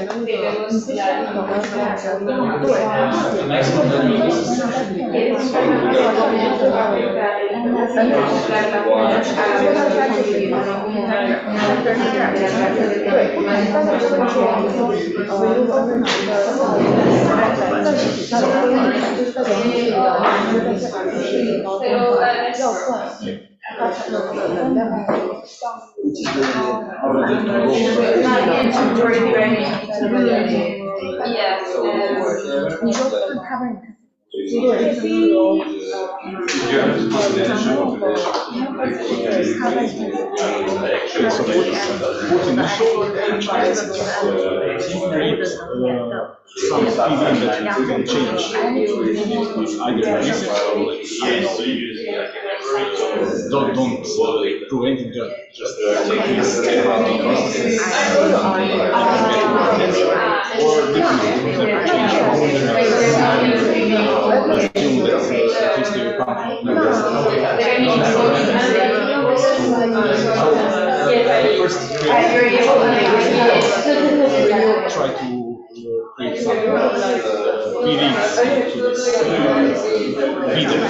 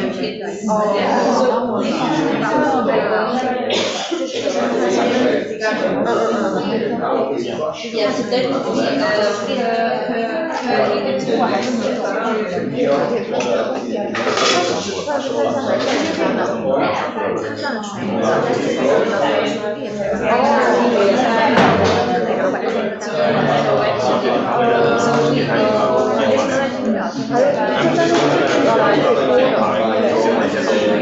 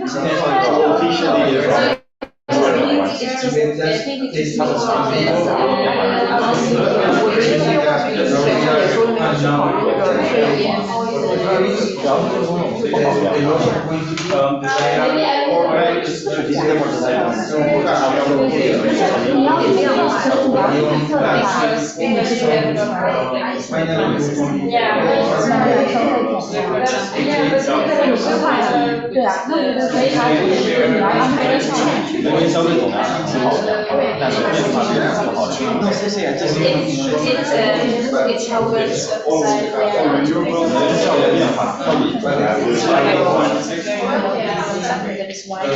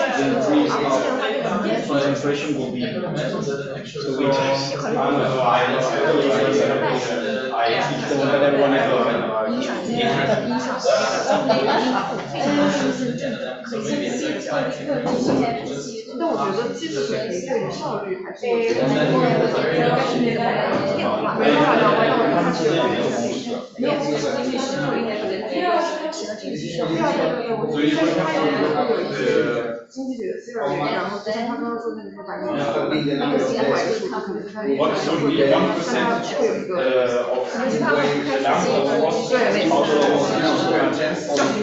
他把这个 black box 一个加给那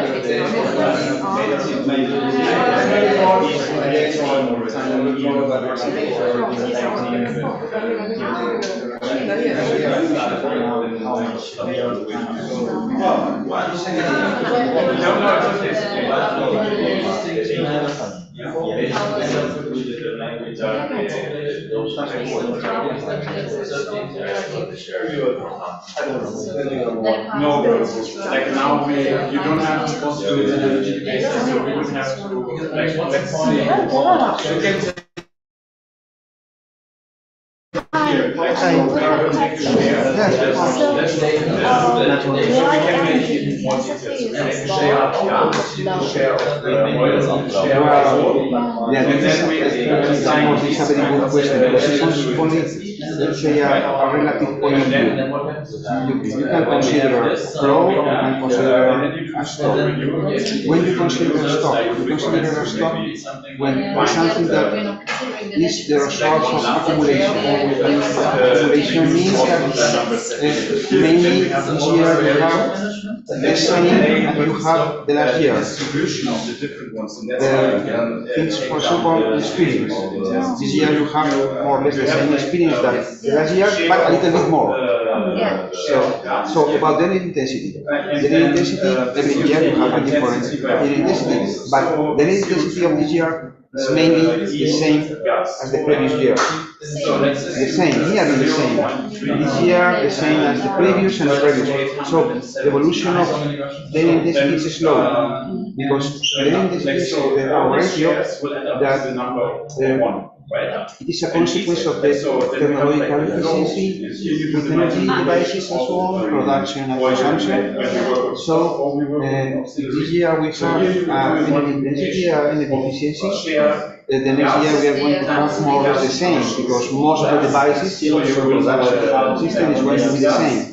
But there is going to be a small change.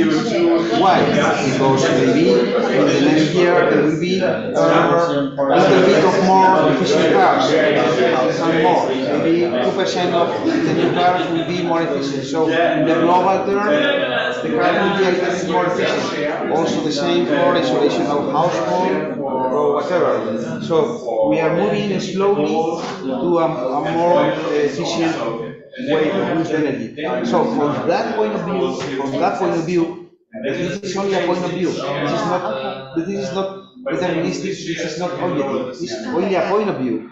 A way to understand things, we can consider that this is a stock and there are small changes every year.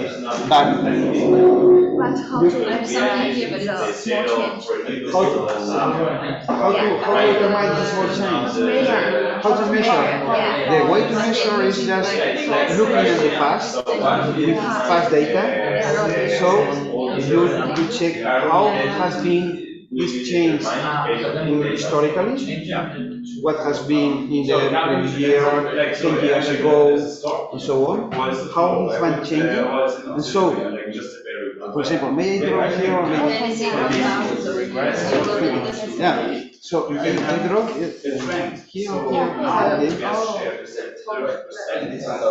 And then you say It's time, okay, and this is energy intensity. So this is the year, approximately, no exactly the numbers, but approximately, imagine it was 1980. So the energy intensity was very high.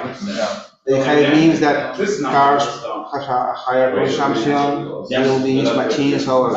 So unfortunately, the improvement of the technology, the efficiency, decrease the energy intensity during many times. And maybe now in 2022, something like that, we're like here. So maybe the line is more like that. So here, the derivative was like that. Now it's like that. Now it's like that. So you represent in a table the values.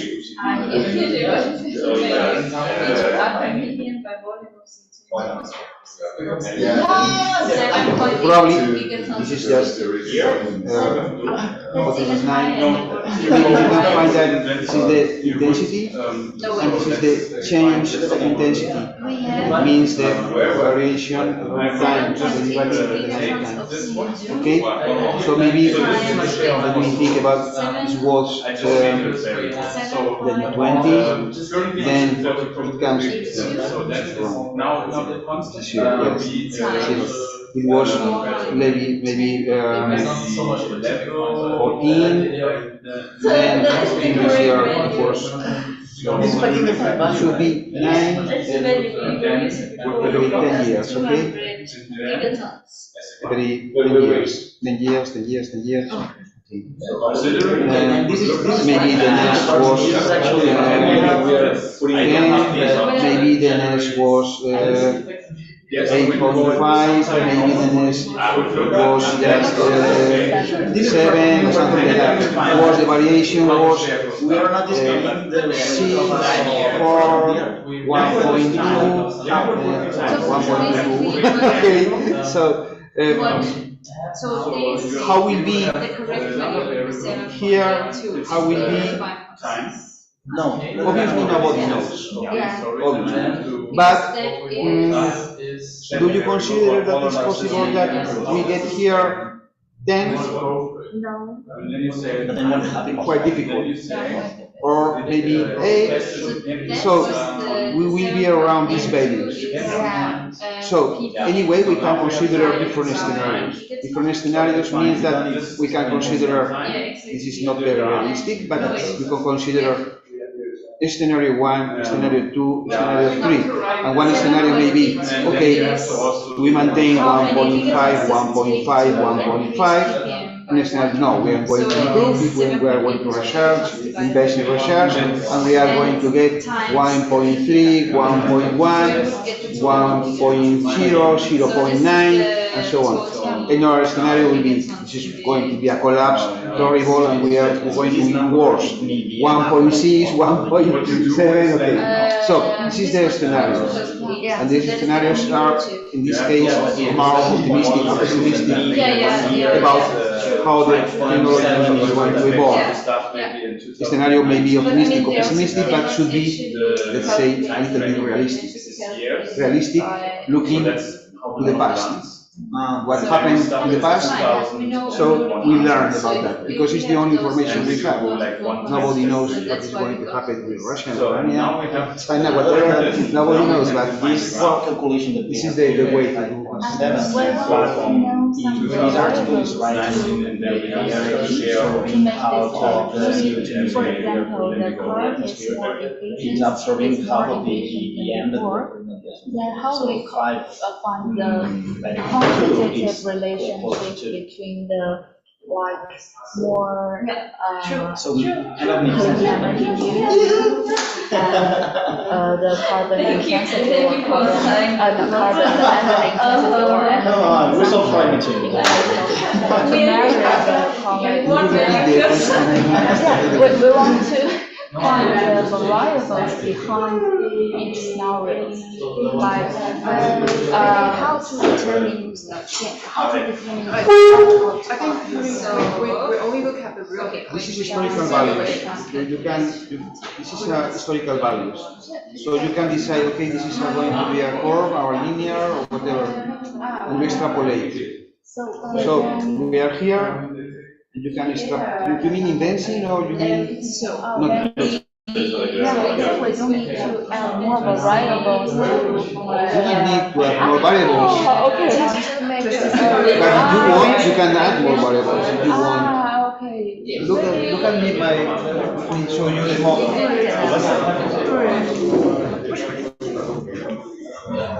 I'm going to show you the model.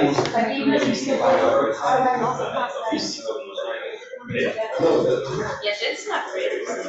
The model is like that. So you have here energy intensity change. So you can do something like, for example, related with evolution in time. For example, this is time. I can relate it with energy intensity change. And now we have to decide how it's going to evolve. So in order to do that,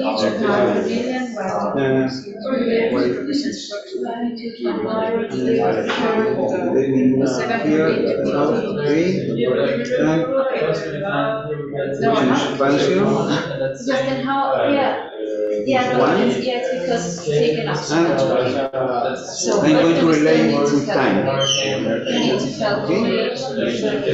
And I'm going to do a table. Look up table. And a graph mode. So, for example, what was the energy intensity in 2020? Okay, this is the value you need to find, because just to start with a realistic value, not to start with 20. Why? So you need to look at these real values. Real value at least for this year. Also, it's good if you check what were the values in the past. So to give a real sense to the new values. And then, imagine that this is something that you have to do. You find that this was 20. I said, oh, sorry. Output. 20. But this is something that you have to solve. And then you decide, okay, for the year 2030, say right here, for 2030, it's going to be 80, okay? And for the year 2050, it's going to be, no, 15, okay? Obviously, these numbers should be sense in historical way, technological way, but just with this number is enough. Okay?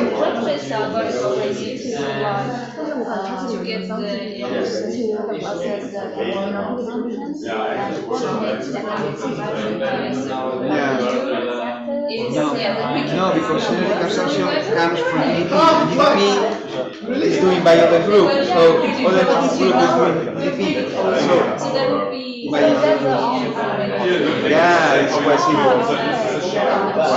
So we can also like only rise by 2 again, it will generate 5 The consumption of energy will depend on the population and also GDP per capita. So, as much population, as much GDP per capita we have, the consumption will be higher.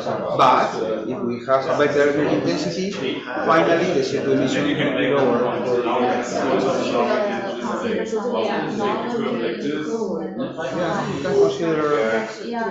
You can consider, but it's very important that for any scenario of this one that we consider, that you should be able to justify, say why you consider that we are going to improve a lot, or why I consider that we are going to improve. Why? What is the reasons? The easy reason is just to look at the past, because in the past happens it's possible. Another way to do it is just, for example, war is very big, the war. So maybe you can find some experience in some countries and say, okay, for example, Denmark has got it to have a very low energy intensity. So if Denmark has got it, all the world is able to do it. So we can try to reach the same energy intensity as Denmark. This is a way of rationing. This is a way. Okay. Or maybe, I don't know, for any other country, of course. Or this is a way. This is a way to show that if someone can do it, the rest of the people will be doing it. Yes. It's a way. So you can do as anything as you want here, but justify one. Okay? That's really helpful. Okay. This would be the intention. Because this is the next rise. So this is the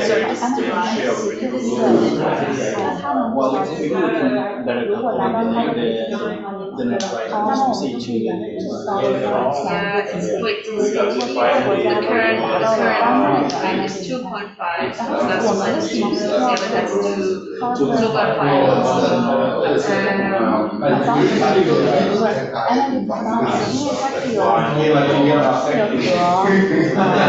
We can define this variable as 1 minus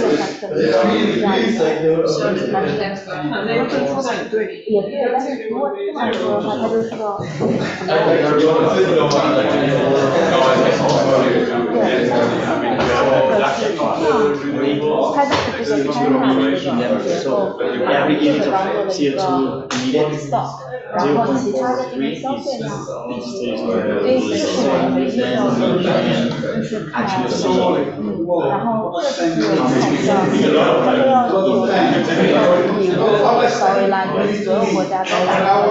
we are saying we're So we are emitting, emissions per year is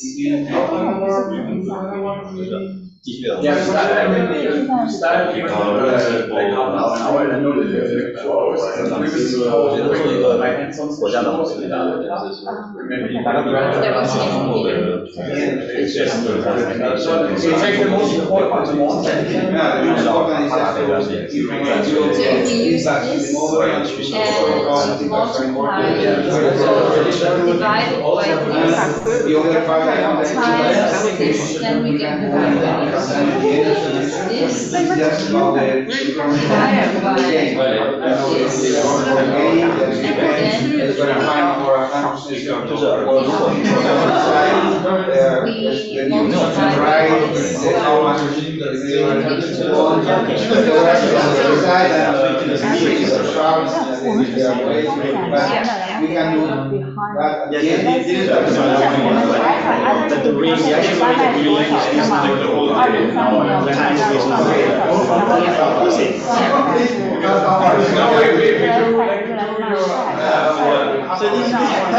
Here's the actual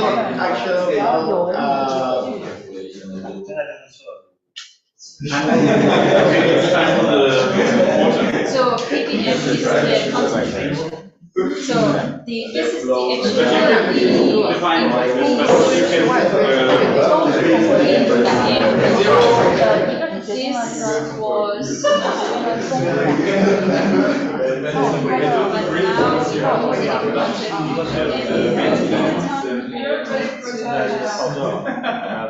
Okay, you were just at zero. Then we have zero. Okay, yeah. I mean, it's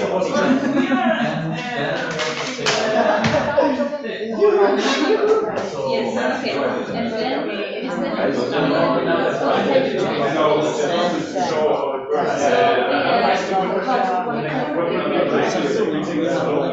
oh yeah, so we just take all things out. So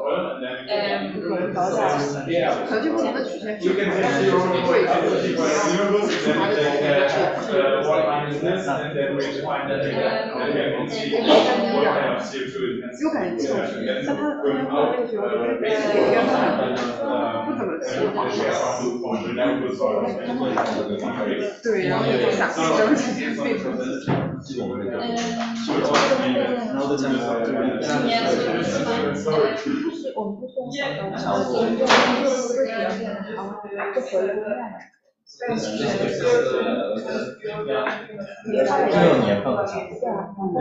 养的，应该它这个就是最符合的需求，它这个写。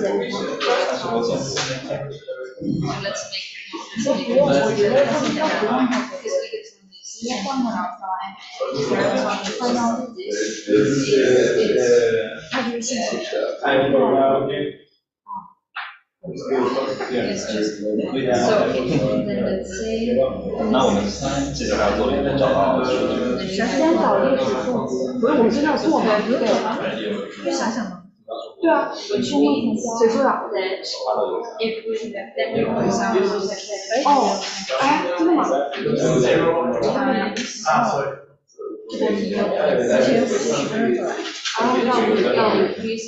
啊，我也挺喜欢这个事情，那不是这个加法。我感觉其实是拟合吧，不是回归，是拟合。那拟合这个你就可以在 Excel 里面想给到的，对不对？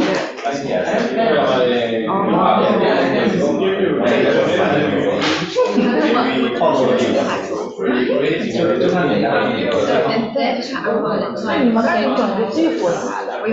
你想说你自己兴趣是一个变量啥子？我当时设定是一个世界性水波的中国的绘画。Yes， 我现在很难出戏。哦，不难，如果他的 IM 是正确的。那他这个是用那他应该是他的，但是我也有这个意思嘛，他的注意力，他哦是吗？Yes， 我听到这个。And this one now is I divided it here, so that's why. So now instead of 3, we have yeah. No. No, this is so 10 coins. So 1 is the same as 1 is the same as 10 to the power 12. And so that's why, you know, if you have 1 teraton, so you would have over 这个。还有，它叫两组，不然它不能做。对，错了，哦，这是T sorry。EFT is number 1. No, it's my Argentina, you know. But wait, did you have that? 就是你哪些是就比方说在这么多里面，我应该这是从哪思考？ OK， 所以我觉得他那个就应该是和不是从哪。Okay, but 就是他要收拾的散会。但我发现就是它把它搞以后，它其实又是上面一块，下面一块。如果它是一个，如果它是我知道，不把每一个变量当做我最好的想法，每个变量都是不可拆分的整体的话，每一个单独的变量都是。如果说就像他那样考虑成今天的 A 变量和怎么考虑的 sorry 就是 so we have 就我的计算状态就是如果考虑数学就是算点的，就像我们这样把它考虑成 also know GPT 的话，我们把上面分为两个种子，然后用各一个词来作为它如果是单独的一个电子，是吧？不用数计算，要把每单独的一个电子。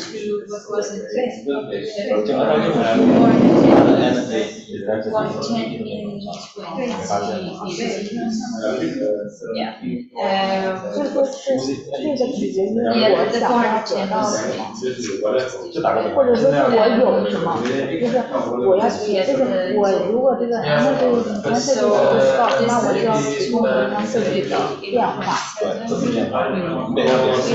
如果我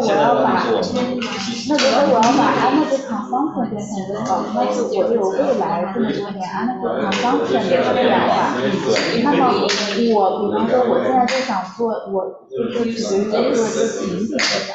我做的情景是能源消费总量在50年后减少67%，还是能源强度在未来减少40%，对吧？是这样的，大概就是一个觉得消费的快速一个考虑的因素，但是是我们能源那个目标啊。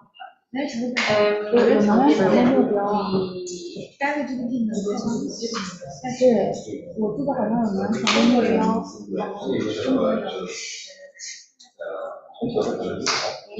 对，所以说他才会把这个东西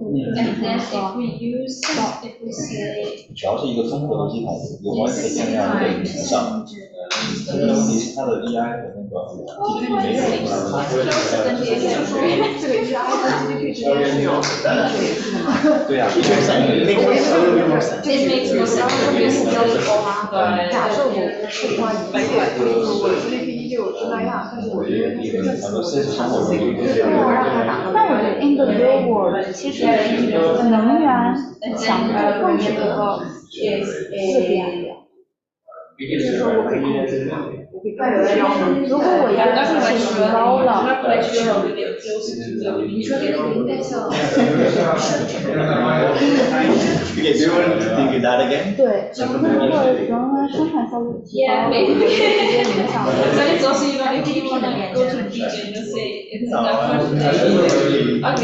技术这直接影响的不是能源强度。民能的越高，燃烧量当然高。那我觉得它是一个相关性还是因为GDP 和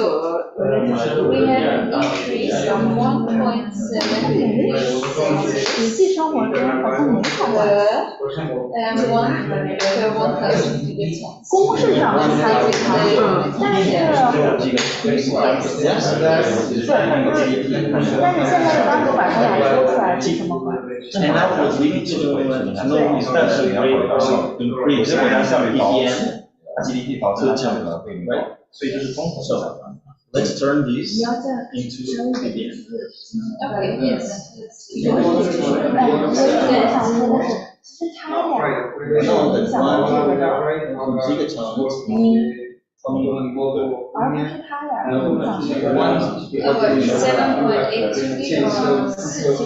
这些的效率影响了能源消费总量，而不是这个能源影响了这个效率how many PDM 对啊，就是说它不是一个因变量，不是它俩的因变量，而是只是这个公式这么拆起来的。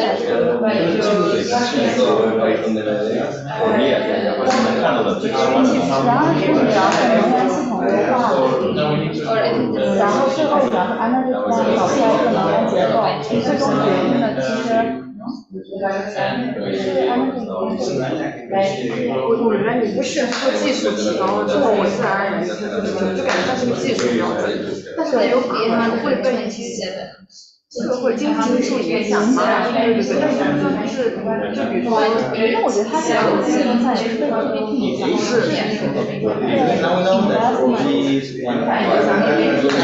但应该这么也是技术的提高而影响的。但是这要看它涵盖了多少个 level。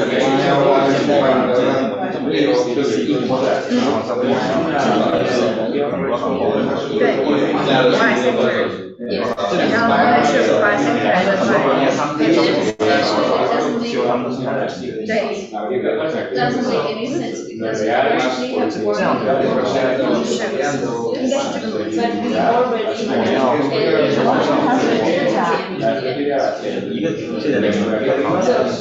right now, we have set this moment of 1.1 industrial revolution. And how much have we increased?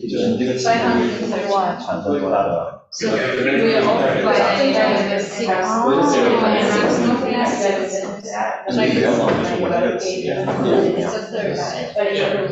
But maybe it's also. 所以我认为对你来说，它这样这个企业的它是有变化，它每年可以通过提高效率。We have the same problem as the first time, how much they are investing.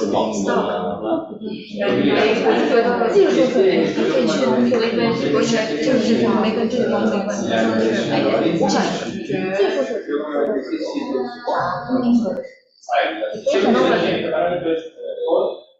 我感觉这个更难。但是你加了什么技术的话，一个变化，就是变化。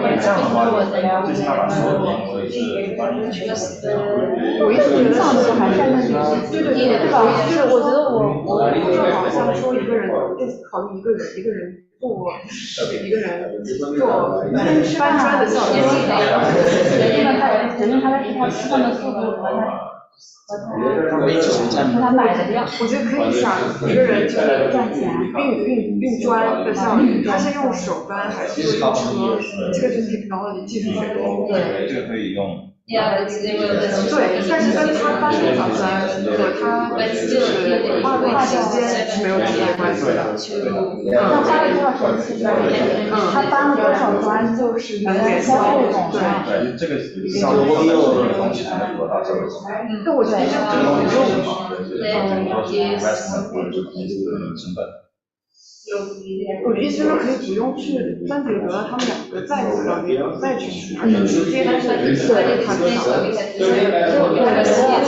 按照应该在他们的能力逻辑里，就是包括他们 Aaron 的逻辑里，可能intensity真的是一个技术，对，就是一个技术的表示，或者是一个能源系统整体的一个发展水平的表示。但是我觉得这样比较有点，我觉得这样标准可以说 one ppm how much is 就是因为你是这个东西就是一个有上去减排其实是有就是大的驱动力是技术的进步，而不是别的东西。但是我把它拨到每个也是它对。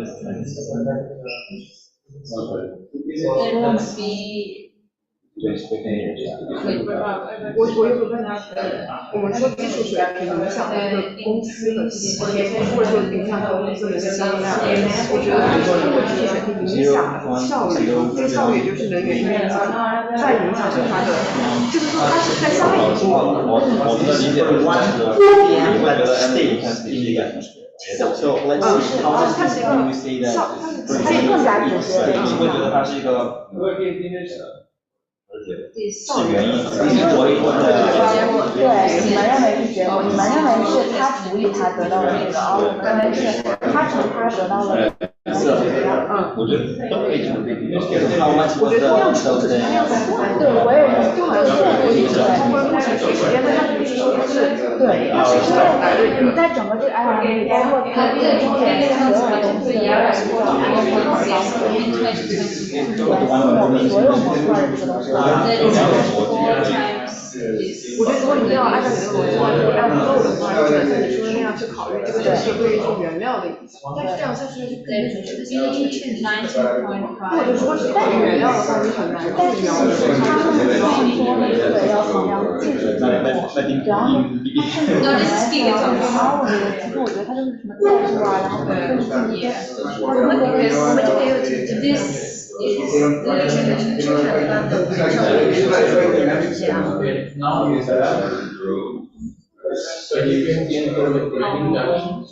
可能那个效率还包含就是劳动效率，就是人做这个教学这种是跟能源无关的。我们举的这种技术的。2.5 and times 0.013. So you wanna keep it 2.5? Yeah. 但是你们 just to see how much you are一样的词就看你怎么建模。建模的人。我们就是说在现实生活中，比方说知道这个2.0东西，用哪种方式会更加的有逻辑性？其实我们是觉得把这个放在前面，更加是一个顺畅的过程。其实对于能源思考整体的进步啊，继续是like it's gonna increase like it didn't always work in the same way. And I think that there is using here. 给你朋友问你，没出啥事儿吧？看回头微信。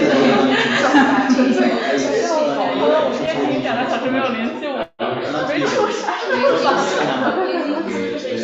哎，没有人找我哎，哦有。我也没有人找我，只有你。For 1 year, for all the other groups, 100 CO2 emissions emitted, how are we going to use that? 可以理解。 How are we transforming this 100 to 这个等一下还是太少了。我就需要看一下 energy 的历史到底是怎么样。实际上他说那种没什么太大变化。我也还是很厉害的。长时间把你的这个2.0可能变化很大呀。One line device has that would be ppm. This is not ppm. It's the same number. So this is the number that we are going to use. Yeah. 能量那个方向能量他们这个做了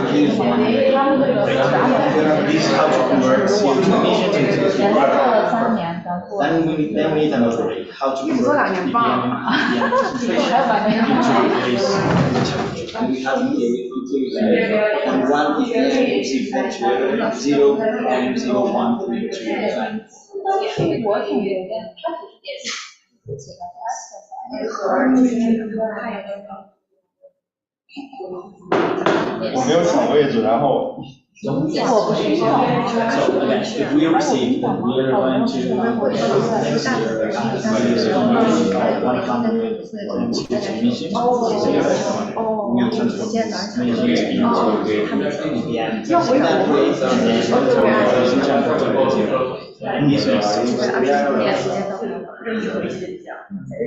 because this rate is down. 完了，那你要比我抢先，我今天想的是我先抢到最前面，我把这个选，我给大家介绍一下，还是在我前面。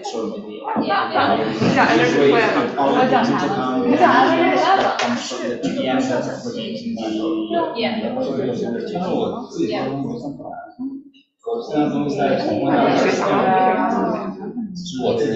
We want to transfer the rate like year, like we take the data from last year and see what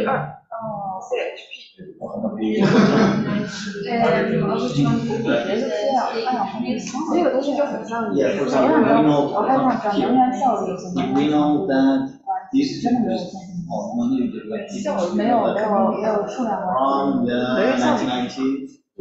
We have made efficiency 我感觉是它不是一个物理量， and we know the rise of the temperature is equal to 就是它比如说我汽车，能源转换效率 energy efficiency 是比如说50%，它是个百分数，但是公式你是我每就产生多少的经济效益，需要花多少的感觉能源效率就只是一个能源效率，就我们学习的效率。说到这个，感觉能源效率更是我们所说的那个 technology 感觉它这个东西就是你能那么满吗 Yeah. We already figured that many classes. Yeah. But we still have 就把这个题目给它放出来，让大家在那里讨论一下，忘记了。Depends on the forest. 效率主要是能源使用带来的经济效率，能大能源使用带来的经济收益也不是energy intensity 是单位他们单位能源使用带来的经济效益，那这导致了不是 GDP 出现知道吧？但是那个是这个是收益和收益但是那个东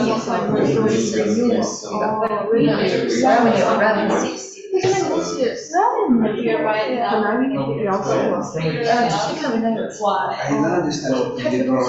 要不是人，就是we found the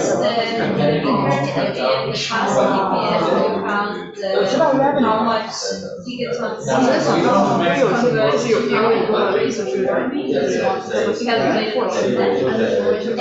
measure 然后它那个是对你说的这个就是单位能源带来多少收益，然后这个东西你也可以理解成它其实不是想说可能就是在选择一些其他的是的，是的，你这个是单位不要管你的这个，然后你how much it should have for the atmosphere according to our own calculations versus how much actually recorded the atmosphere of the atmosphere.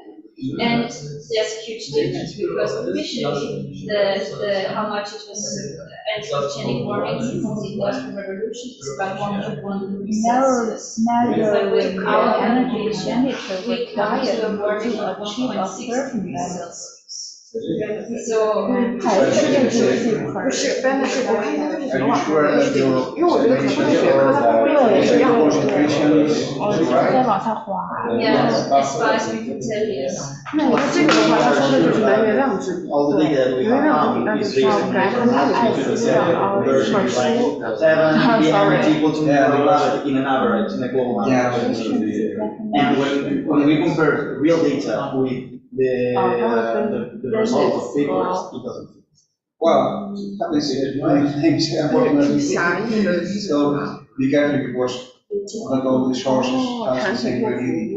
So it's not the first time you check a paper and you say it doesn't work. It's not the first time. You get back from more experience, you will find this is too often. So try to more relevant data coefficients to do this kind of calculation usually comes from a system reference.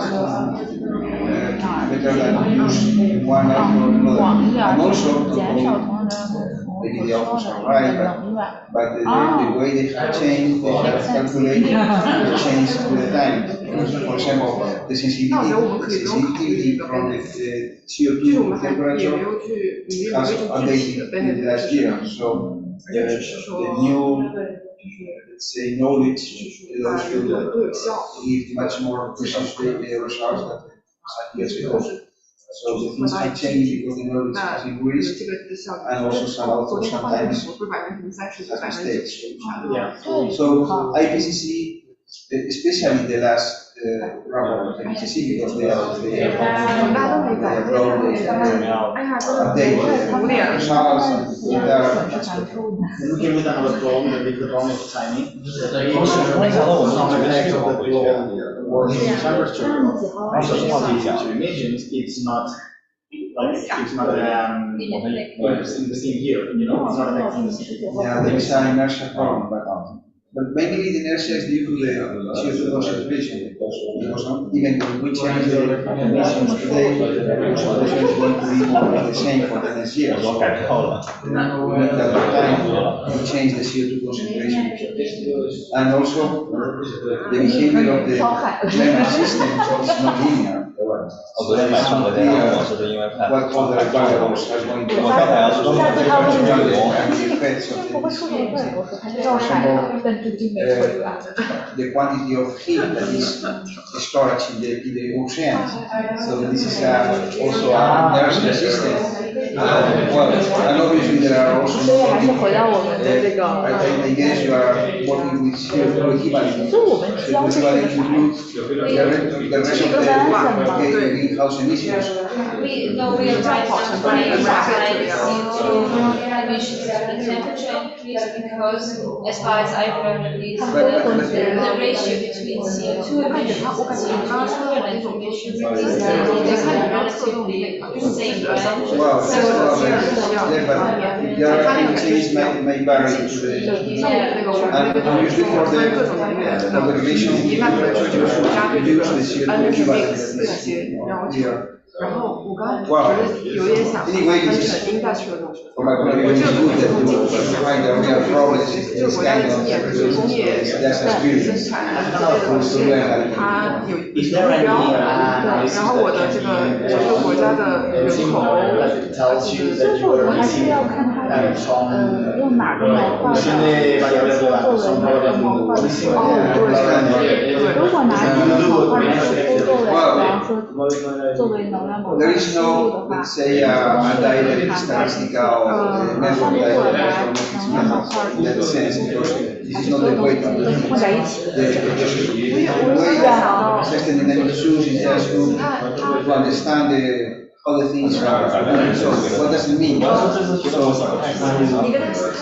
You formulate an hypothesis, a theory, whatever about the knowledge you have. So you model the system with these hypotheses, structure, functions, whatever, to understand what should be. Then you use the real data and check. If data doesn't work, you have this sample. So you don't have to, but real data is the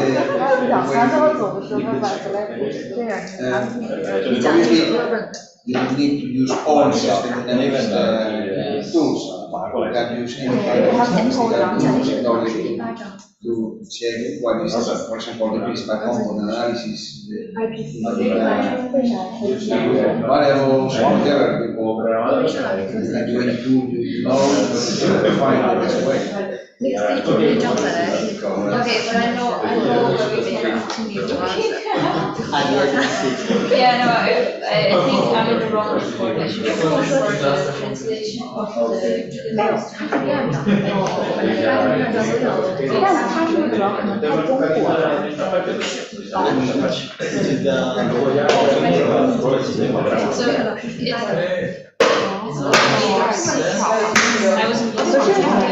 可是他多写一个给钱，对啊，那其实也在 offer 不一样，那是对，emission trade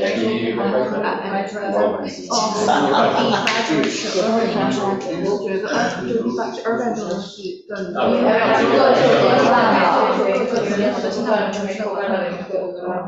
停车已经超4亿不再来跟电影发言，需要非感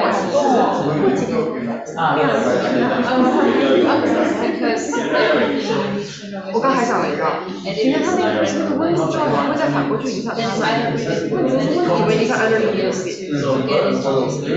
那这个影响咋影响？那温度跟它技术有关系。¿Y dónde es cambiar? 它没有在单面影响的，直接去这个我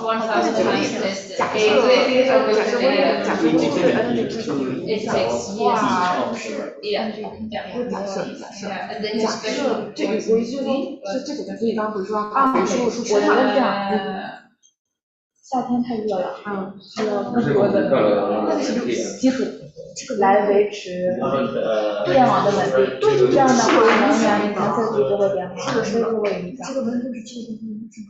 对，温度升高了之后，它会影响。对。基础原理来讲的时候。我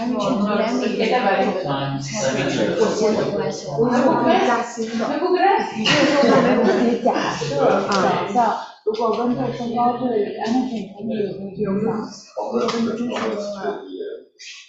那不是温度真升高。对，我觉得可能短时间是应该是会有影响。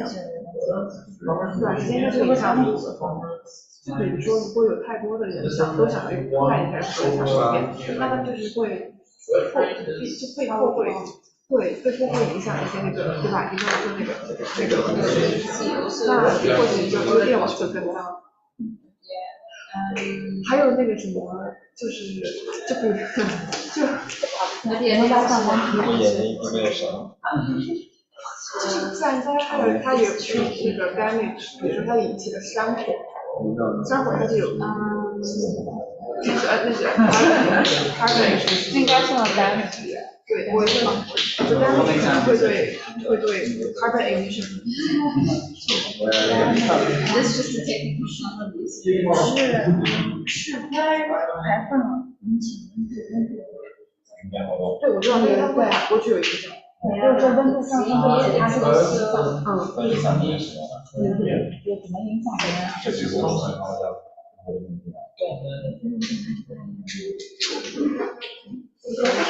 这个考虑到了，那个用的是叫啥来？我那个是哪个酒？对呀。就是这考虑到2010，但是它会影响到能源使用，它应该不会影响到人的死体。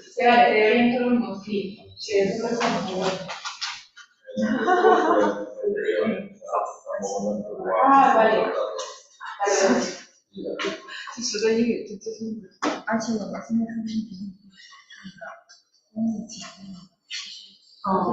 说是我们要。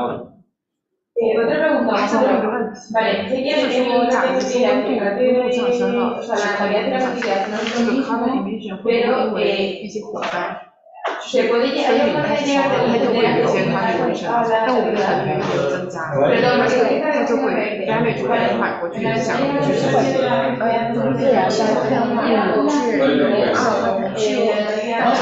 So we need to read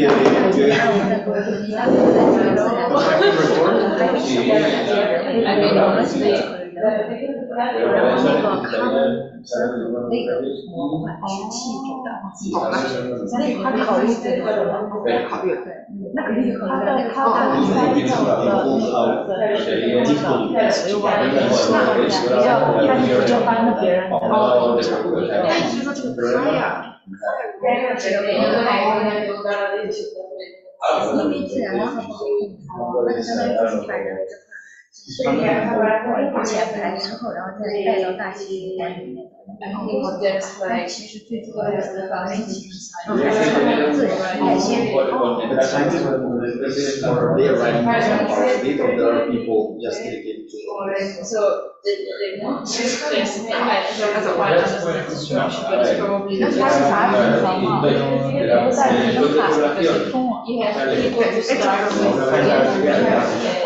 真的是哦，一个人不应该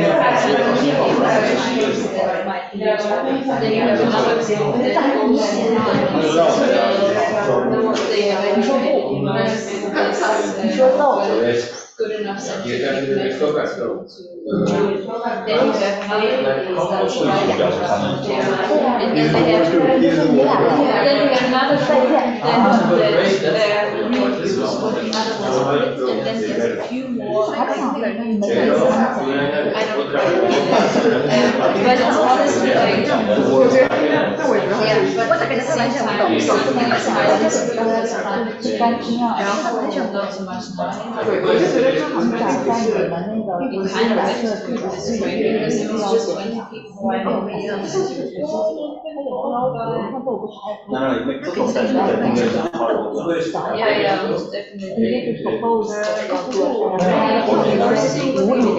但是那样的话，我只能讲15。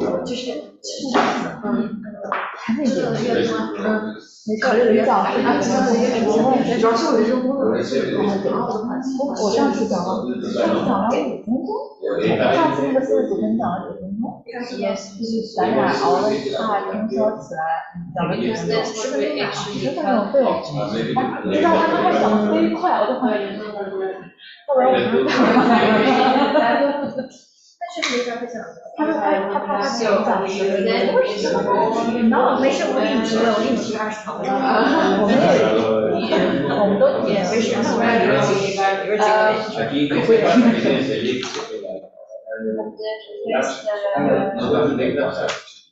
还挺晚的，我们那次不是那个，对，黑暗中的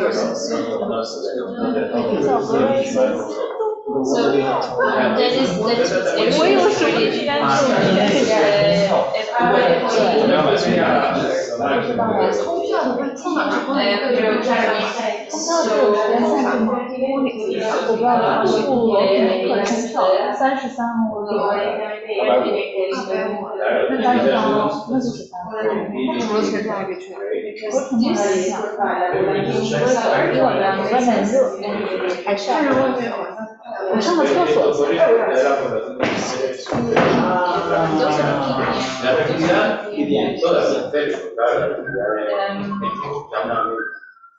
That's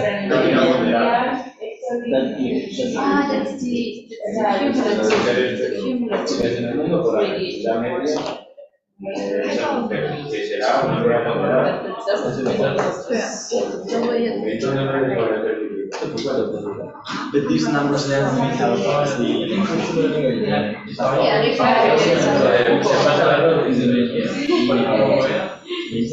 Si consigues estos datos, bien. Si no lo consigues, pues la realidad. Bueno, pues ahí suerte. Any luck? Plenty of luck. Yeah, we'll have climate change fixed by tomorrow. Yeah. We're super positive climate change.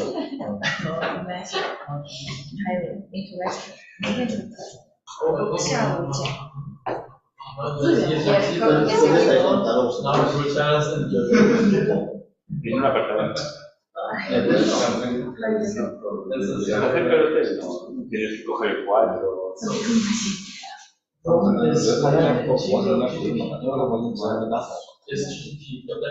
Si vais hablando, pues también